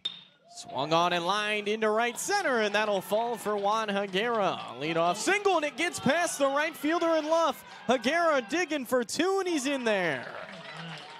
That is a costly error for the Panthers, and the Lions now with the runner in scoring position. Nobody out here in the 5th. It will be ruled a hit and an error. Charged to the Panthers defense as he scampers over to second base. So right off the bat there, Reese, good news for Tyler High, their leadoff man in this frame, advances to second base. He is quickly in scoring position. I wonder if they're going to have Felipe Velasquez bunt, and they will. Velasquez popped up, but he gets it down in front of the mound. Fernandez has to hurry, and he got it over to first in time. Sack bunt, I like that play. You get it back to the top of your order. Yep, absolutely. Play sacrifice baseball, and then the runner advances over to third base. So, Reese, we've just been informed that this game can end in a tie with the time limit. It's now or never because you can't start it within 5 minutes of the time limit, start a new inning, and we are 4 minutes away from that time limit, or 4 minutes away from that 5-minute mark. So Westwood crowding at the mound. The infield presumably is going to be in here, and DeMarcus Pierce is going to have a chance to end it for the Lions. And the last time he reached base, he had an infield hit single, so he could do it for the Tyler Lions. So he has potential to do it since he had that single in his last at-bat. Pierce at the plate. Remember, he had that single, but it was the batter's interference. Yes, yep. So he was actually not credited with it, but he did have the swinging bunt of sorts, but put it in a perfect spot. Coming to bat, number 23, DeMarcus Pierce. And Pierce has a chance here to give the Lions the ball game. Don't know if we're going to play on after this batter. I guess we'll see, but Pierce can effectively end this thing right here, right now. The sophomore catcher standing in. First pitch is high for ball 1, and I think here if you're Pierce, you do not need to be over-aggressive. You know who's behind you in the lineup. De Leon with 2 hits today. Alvarado's behind him. He has a walk and a single. 1-0. Hit hard but foul on the ground. Well, interestingly enough, the infield is not fully in right now for Westwood. The middle infield is playing fairly back. Yes. I mean, they're going to concede a run on a ball to second or short. Yep. Even That's very interesting there, too, Reese. The corners are not super tight either. Pierce watches down low, 2-1. I cannot believe Westwood is not playing more, and their outfield is pretty deep, too. I mean, for Pierce here, you just got to put the ball in play. 2-1. Ground ball down to third, stabbed at by the third baseman. Higuera racing back to the bag, and he is out. Well, that one is not one that Seth Gibson is going to like very much. Higuera started off of third, and he probably was better tasked with getting into a pickle there. Yes. Once again, you have to make those smart decisions on the base pass, and good defense there by Munoz, the third baseman for Westwood on the 5 fielder's choice play. Well, he might have just saved the loss right there.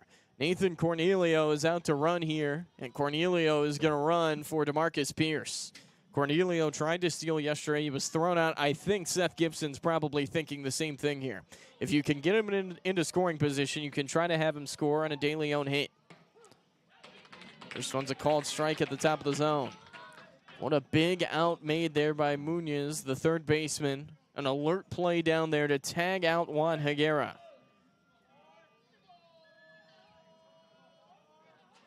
Runner goes. Fouled back. It's 0-2. Well, that's a great example of learning right there, Reese. I'll tell you moments ago with that pickoff play at third base. So even though the players are young, they're still learning the game as well, even though it's at the high school level. So that's a good example of just a learning experience. Tyler High's made a lot of outs on the bases tonight.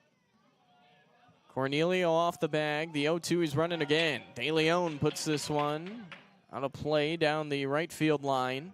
Cornelio will go back. I think he's going to be running from here on out because you've got to get him to second base to give yourself on a base hit and give yourself a chance on a base hit to score.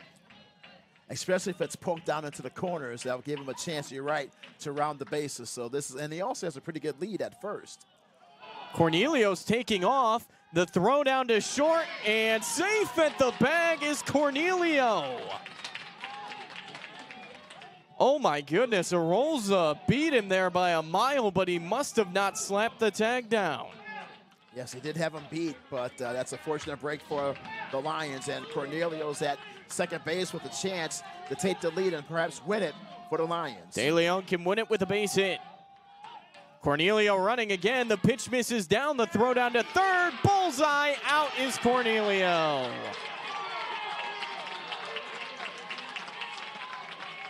And we'll see what happens. Tyler High's back on the field, and I think we're going to play another. Seth Gibson was calling for it.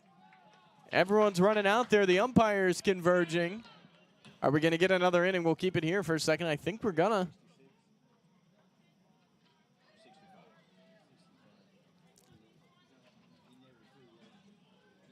And we are going to continue this one. So Tyler High will get another chance on the defense. We're off to the 6th inning, tied at 3. You're watching Tyler ISD Athletics, presented by Wagner Cadillac.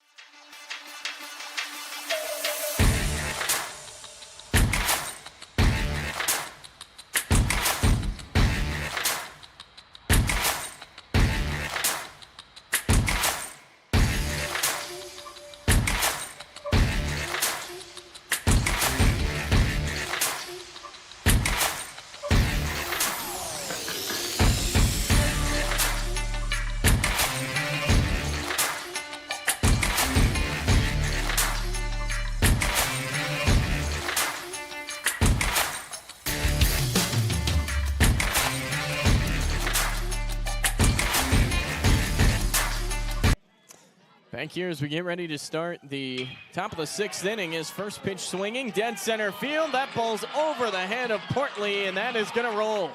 Braden Barron with another huge swing. The relay comes to Velasquez, who fires onto Perez. Throw gets away, but kept at bay. It is a leadoff first pitch triple for Braden Barron. Well, did you notice there, Reese, that Portley in center field was playing rather shallow in center field, and Barron just rips it over his head, and then it allowed Barron to advance all the way to third base. So Portley, he played rather shallow center field on the play, which allowed for that triple. Portley and Velasquez are now going to switch spots, or rather, Portley and Higuera. So Higuera's now in center, the infield in, nobody out in the inning. And Adrian Alvarado with his toughest task of the night. Runner on third, nobody out in the inning, and a tied ball game here in the 6th, which will be the final inning due to time limit. This is up and in, ball 1. Westwood playing shorthanded with just 10 here tonight, but they have battled back late and a chance to take their first lead. There's a foul ball, first base side. Well, I think the first step right here, you got to be thinking strikeout. Yes. I think that is the be-all, end-all, unless you get a pop-up on the infield. Yes, especially with Barron at third base and this top half of the 6th. You have to get to a quick out. That's a great point, Reese, indeed. And now it looks like Pierce and Alvarado are going to meet for a minute. Alvarado worked 4 scoreless innings to start this one, but Westwood broke through with 3 in the 5th. and are now trying to take their first lead with one more here in the 6th. Alvarado holding. Misses high, ball 2. This is the cleanup hitter in Melton, Myron Melton, 1 for 2 with the base hit.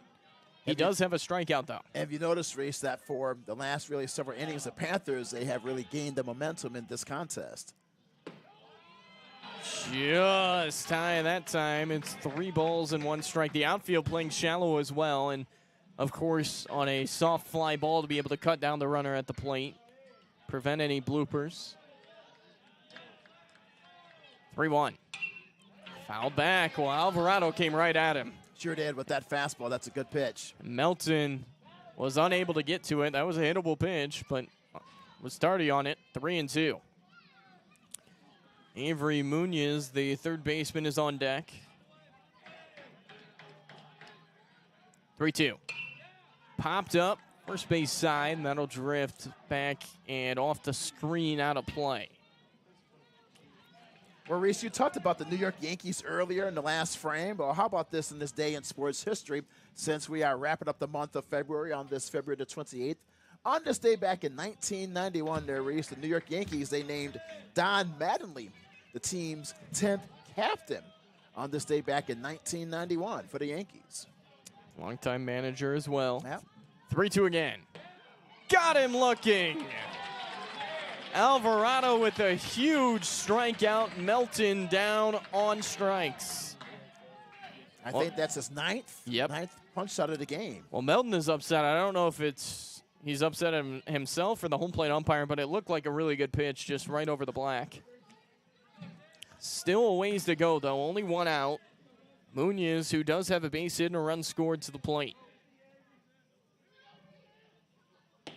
Swing and a miss. High fastball. Wow, I think here, if you're Alvarado, a walk is not the end of the world because it would set up a force out at second and a potential double play if you wanted it. And Munoz, 1 hit already today, and a great stop that time from Pierce. He's got to be on it back there. Any ball that gets away is going to give Westwood the lead. Nice backhanded stab by Pierce to his right, lunges to his right. He prevents that baseball to go all the way to the backstop and prevents that run, most importantly. 1-1. Up and away, 2-1. A walk is not the end of the world here. You have the open base down at first. On deck is Walzer, who's 0 for 1 with the walk. So you would face the 6th hitter instead of the 5 hitter. The downside to that is an extra base hit and you're down multiple runs. 2-1. Up and away, it's 3-1. Yeah, I think this is a spot here where you can't just groove one right down the middle. I'm sure Alvarado knows that. He just threw his 90th pitch. So he will step off and recalibrate. Maybe one has to wonder if he's starting to get a little bit tired, Reese, since he's now in the 6th inning, and you mentioned it's his 90th pitch. 3-1, here it is. There's a called strike, and a little surprise Munoz didn't try to pull the trigger there. That looked like a very good pitch to hit. Yes, fastball right down the heart of the plate. 3-2. Alvarado has 9 strikeouts tonight. Infield in. Runner on third, 1 out. This ball's hit on a line to left field. Portley in retreat, and he can't get to it. It's over his head. This ball is all the way to the wall. Munoz digging for third. The throw into De Leon, and the relay will not be made. Westwood has taken the lead. Well, Portland looks like, once again, Reese, he was playing in shallow left field, and once again, the baseball just sails over his head, and as a result, Munoz advances all the way to third base. That's the second time that's happened in this frame in which Portley has played in shallow. He was in shallow center field with the big hit. The triple by Barron, which resulted in a run. And just moments ago, that's the second triple in this frame. Sails over the head of Portley, this time in left field. First pitch here to Terrell Walzer, ball 1. Well, I think regardless, that would have scored the run, but that hurts. And now he's at third base. That's the difference, the big difference in that situation. Chance for an insurance run here as well. Terrell Walzer, the second baseman.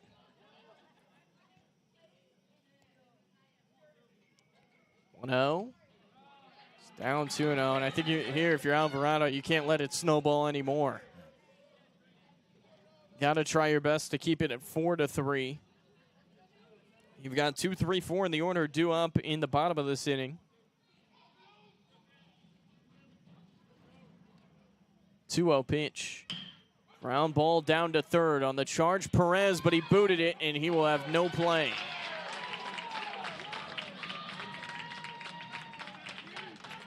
Fourth error of the night, or rather third error of the night on Tyler High.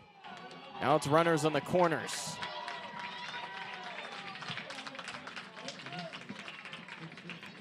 So for Tyler High, when you think about it, Reese, after they had that 3-0 lead in that last half of the first, since then, it's been all Westwood for the Panthers. In the last 2 frames, they have scored 4 runs. And also, you notice the momentum and the enthusiasm that has switched to the Panthers' side. Their players are cheering, and we haven't heard that much from the Tyler side to our right. So not only the game has changed, but also the excitement and the enthusiasm and the energy has shifted over to the Panthers side.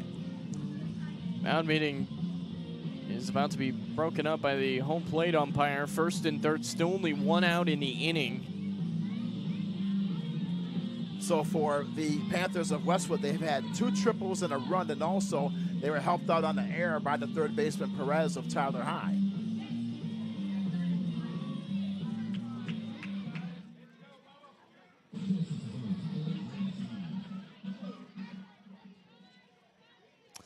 Here's Josh Malone, the left fielder, 0 for 1, a walk and a strikeout. Now time called from the home plate umpires. The runner at second now, moving up, was Throw Walzer. On the walk, he just took second, and no throw by Tyler High. And now out to the mound is Seth Gibson.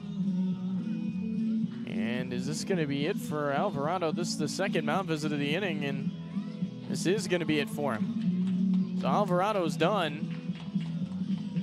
And Felipe Velasquez, who threw an inning to start the game yesterday, he's going to come on to pitch. So we'll step aside for about a minute and take into account the pitching change. First and third, 4-3 Westwood. You're watching Tyler ISD Athletics presented by Wagner Cadillac.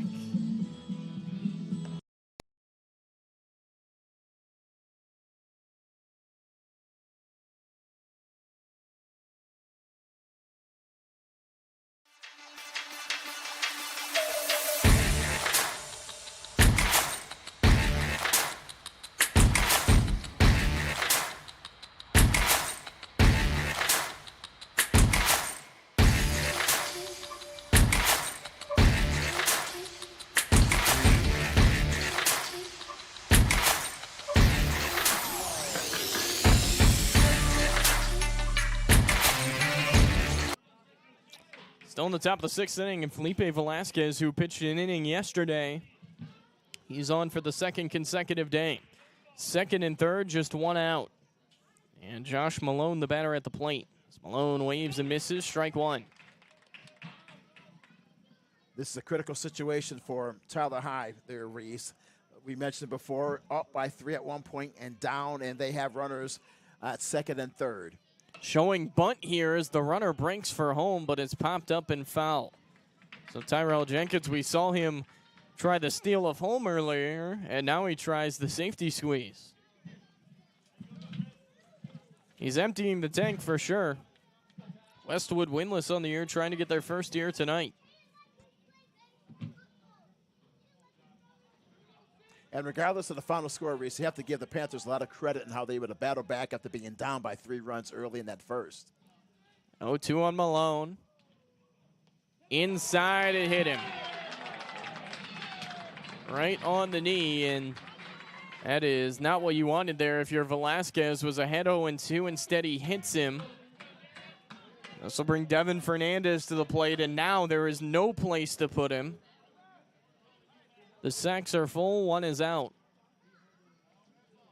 And, of course, for the Lions, they need a double play to get out of this frame, Reese, to also for Tyler High to avoid any more runs scored. They need the DP. You need to find a way to get Fernandez and then Luff after him, because after that is the top of the order in Preston Choate, who has created a small village on the base pass in the past couple of innings.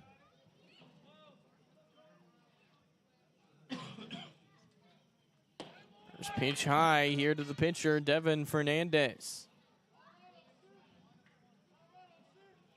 Corners tight for the Lions, middle infield playing for two.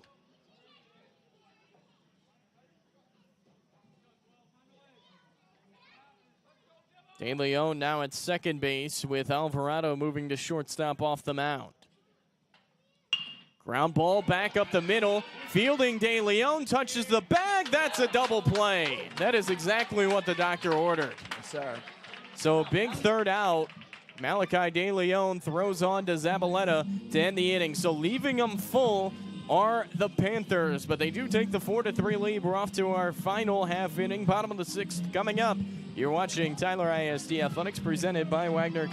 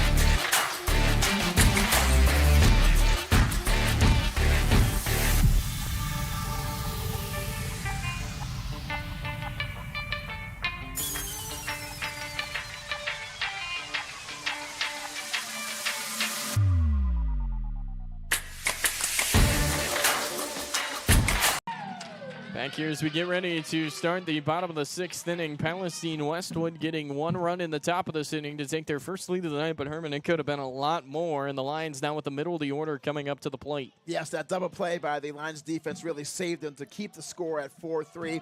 And for the Lions, they have another opportunity here in this last half of the sixth. De Leon watches ball one. He's 2 for 2 with a couple of hits, a run scored, a stolen base. 1 to tie, 2 to win it. The objective pretty simple here. Fernandez back to the mound, trying for the complete game. 1-0. Misses high, 2-0. Well, if you can get the leadoff man and De Leon on, that just makes things so much more easy because you've got your best hitter on deck in Alvarado and a guy over at first who can run. And I'm sure Seth Gibson will be itching to put the pressure on Westwood.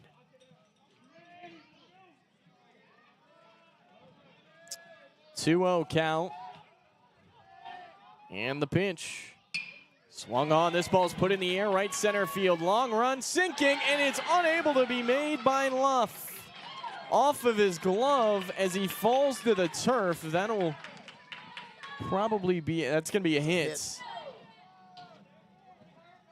So that's a hit for De Leon into right field. And as you mentioned, Reese, for the Lions, they have their leadoff man and the speedy De Leon at first base, and perhaps look for him to steal to go to second base to get in scoring position. So for the Lions, they're now in a situation that first they need to tie the game, and then after that, Reese, as you mentioned before, once they tie it, then a chance to win the game.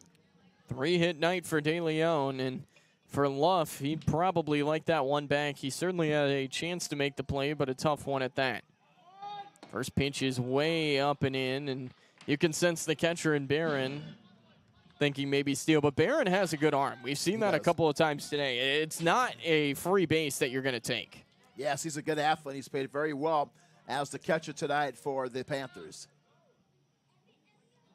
Alvarado had 1-0, and if you're Adrian Alvarado right now, you cannot get cheated at the plate. You got to swing in the zone. Don't fish at anything. Big lead for De Leon, not running as this ball's skied back out of play. Hits the roof. There is a notorious raccoon here at Mike Carter Field. I don't think you're aware of that raccoon, but he sometimes will rattle on the roof right above us, so maybe that sent him scurrying. Perhaps the extra player in the lineup. Right? Yeah. Maybe it's the good luck charm. Maybe we'll hear him come out. He scared me last year. I know he scared me last year. The first time I ever heard it, I was a little nervous of what was occurring outside of the headset. 1-1. Alvarado watches a called strike 2. So now he's behind in the count. And is this where you put De Leon in motion? Good time for the hit and run, also to steal. Exactly. We know Alvarado can swing it. The outfield is playing deep on him. I mean, any line drive is going to fall. Not running.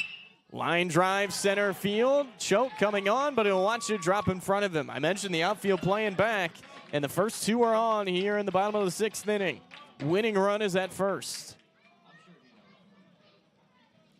Perhaps a double. If Hall's able to get a double in the gaps, that could probably, who knows, with Alvarado with his speed. He's also a great athlete with a chance to come all the way home. Well, if there's anyone on this team who can put one into the gap or put one over somebody's head, it's this guy, Caleb Hall.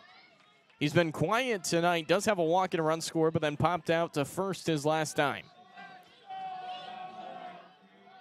If you're Tyler High here, you've ran into some outs tonight. That is the last thing you want right now. Hall watches strike 1 at the knees. That's a good pitch there by Fernandez, one of his better pitches of the night. I think at the very minimum here, if you're Hall, you at least want to be able to move the runners over and give an opportunity to Portley next. 0-1 is whacked foul. It's 0-2.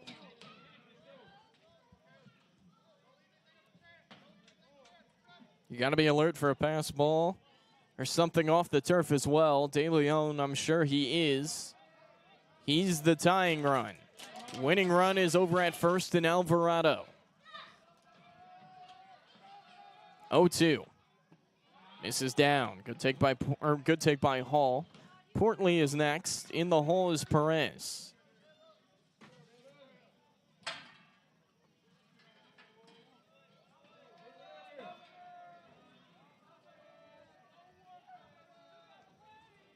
One, 2. Misses way away, and I'll tell you, Malachi De Leon is about 30 feet off of second base. I thought he was going there, and Tyrell Jenkins is now alerting his middle infield.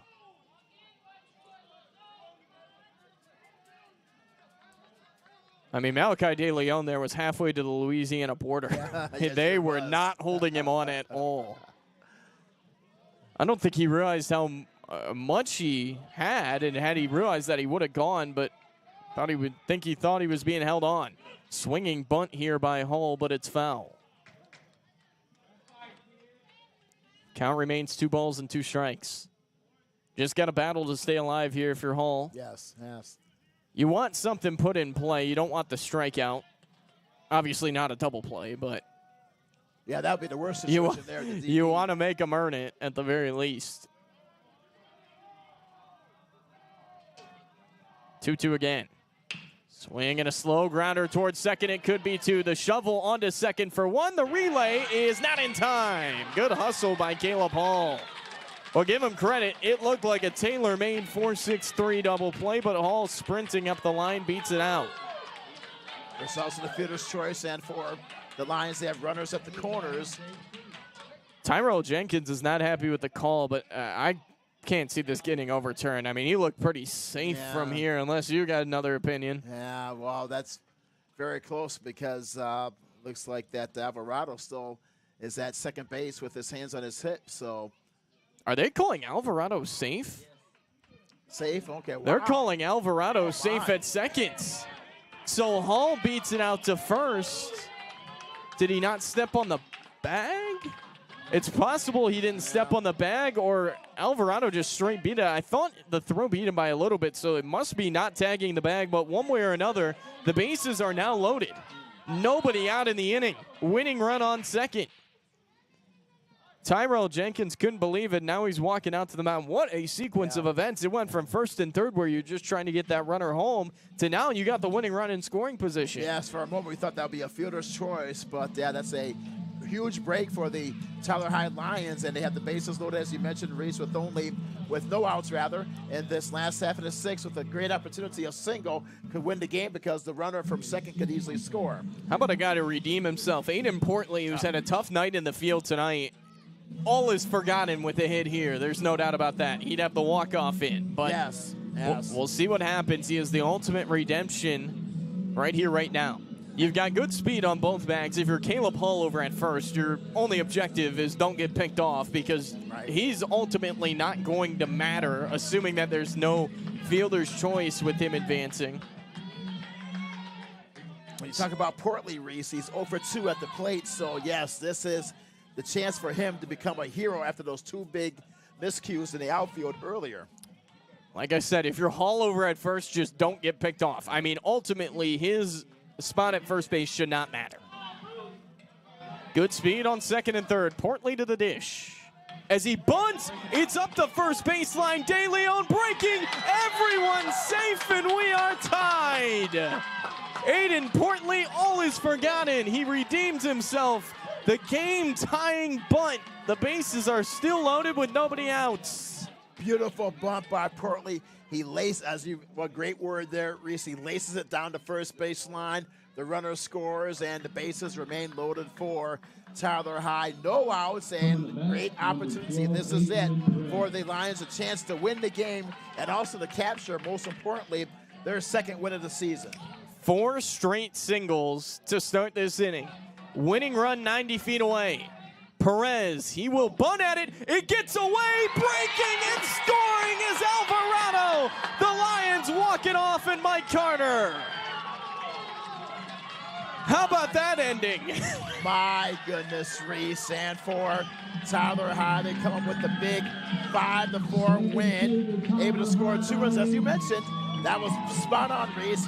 For the Lions, they need 1 to tie into the win. They were able to get that second run to win the game in dramatic fashion by the final score of 5-4 for their second win of the season. They improved to 2-6. Perez trying to bunt, misses. The catcher, Barron, cannot get the exchange, and that'll end it. How about that ending? Tyler High, it looked like they might just completely fall out of it in the 6th, but they pull off their first win of the year at Mike Carter behind some supportive fans. What a game. Yes, and also Alvarado with the game-winning run, and also after he struggled in that top half of the frame, the last couple of innings, able to bounce back. He dives home at home plate head first for the winning run, and for Alvarado, Reese, he scored 2 runs in the game. Big win by Tyler High tonight. What a finish to this one. Tyler High, the winning pitcher tonight, will actually be Felipe Velasquez, who did a great job to get that double play out of the bullpen. Had a tough outing yesterday, but comes right back today and gets the big effort. Tyler High's winning pitcher tonight is Felipe Velasquez. The loss will go to Devin Fernandez, who went the distance but did not make it through all 6 as Tyler High scores the winning run with nobody out in the bottom of the 6th inning. Key players: Malachi De Leon, 3 hits, scored the tying run. Adrian Alvarado, 2 hits, a walk. He scored the game-winning run. 5-4 is our final. Any final thoughts on a wacky game? There was a lot of miscues on both sides, but it ends up working out in the end. Yes, absolutely, Reese. When you think about it, it was an entertaining game tonight, because at first we thought, oh, wow, this will be a blowout. Tyler High, they scored those 3 runs in the last half of the first, and then for the Panthers, they scored 3 in the 5th and 1 more in the 6th to take the lead, and then Tyler High, they notched it, they put the game away. They scored those 2 huge runs in the last half of the 6th. Alvarado with the game-winning run. A very exciting, entertaining game, and for Tyler High, Reese, the most important part, they improved to 2-6 of the season. Well done by the Lions. They come back in dramatic fashion, end this one, and that'll end it here tonight for Mike Carter. For Herman Howard, I'm Reese Lannon saying so long. 5-4 is our final here tonight from Mike Carter Field. Stay tuned to our social medias at Tyler ISD Athletics for updates.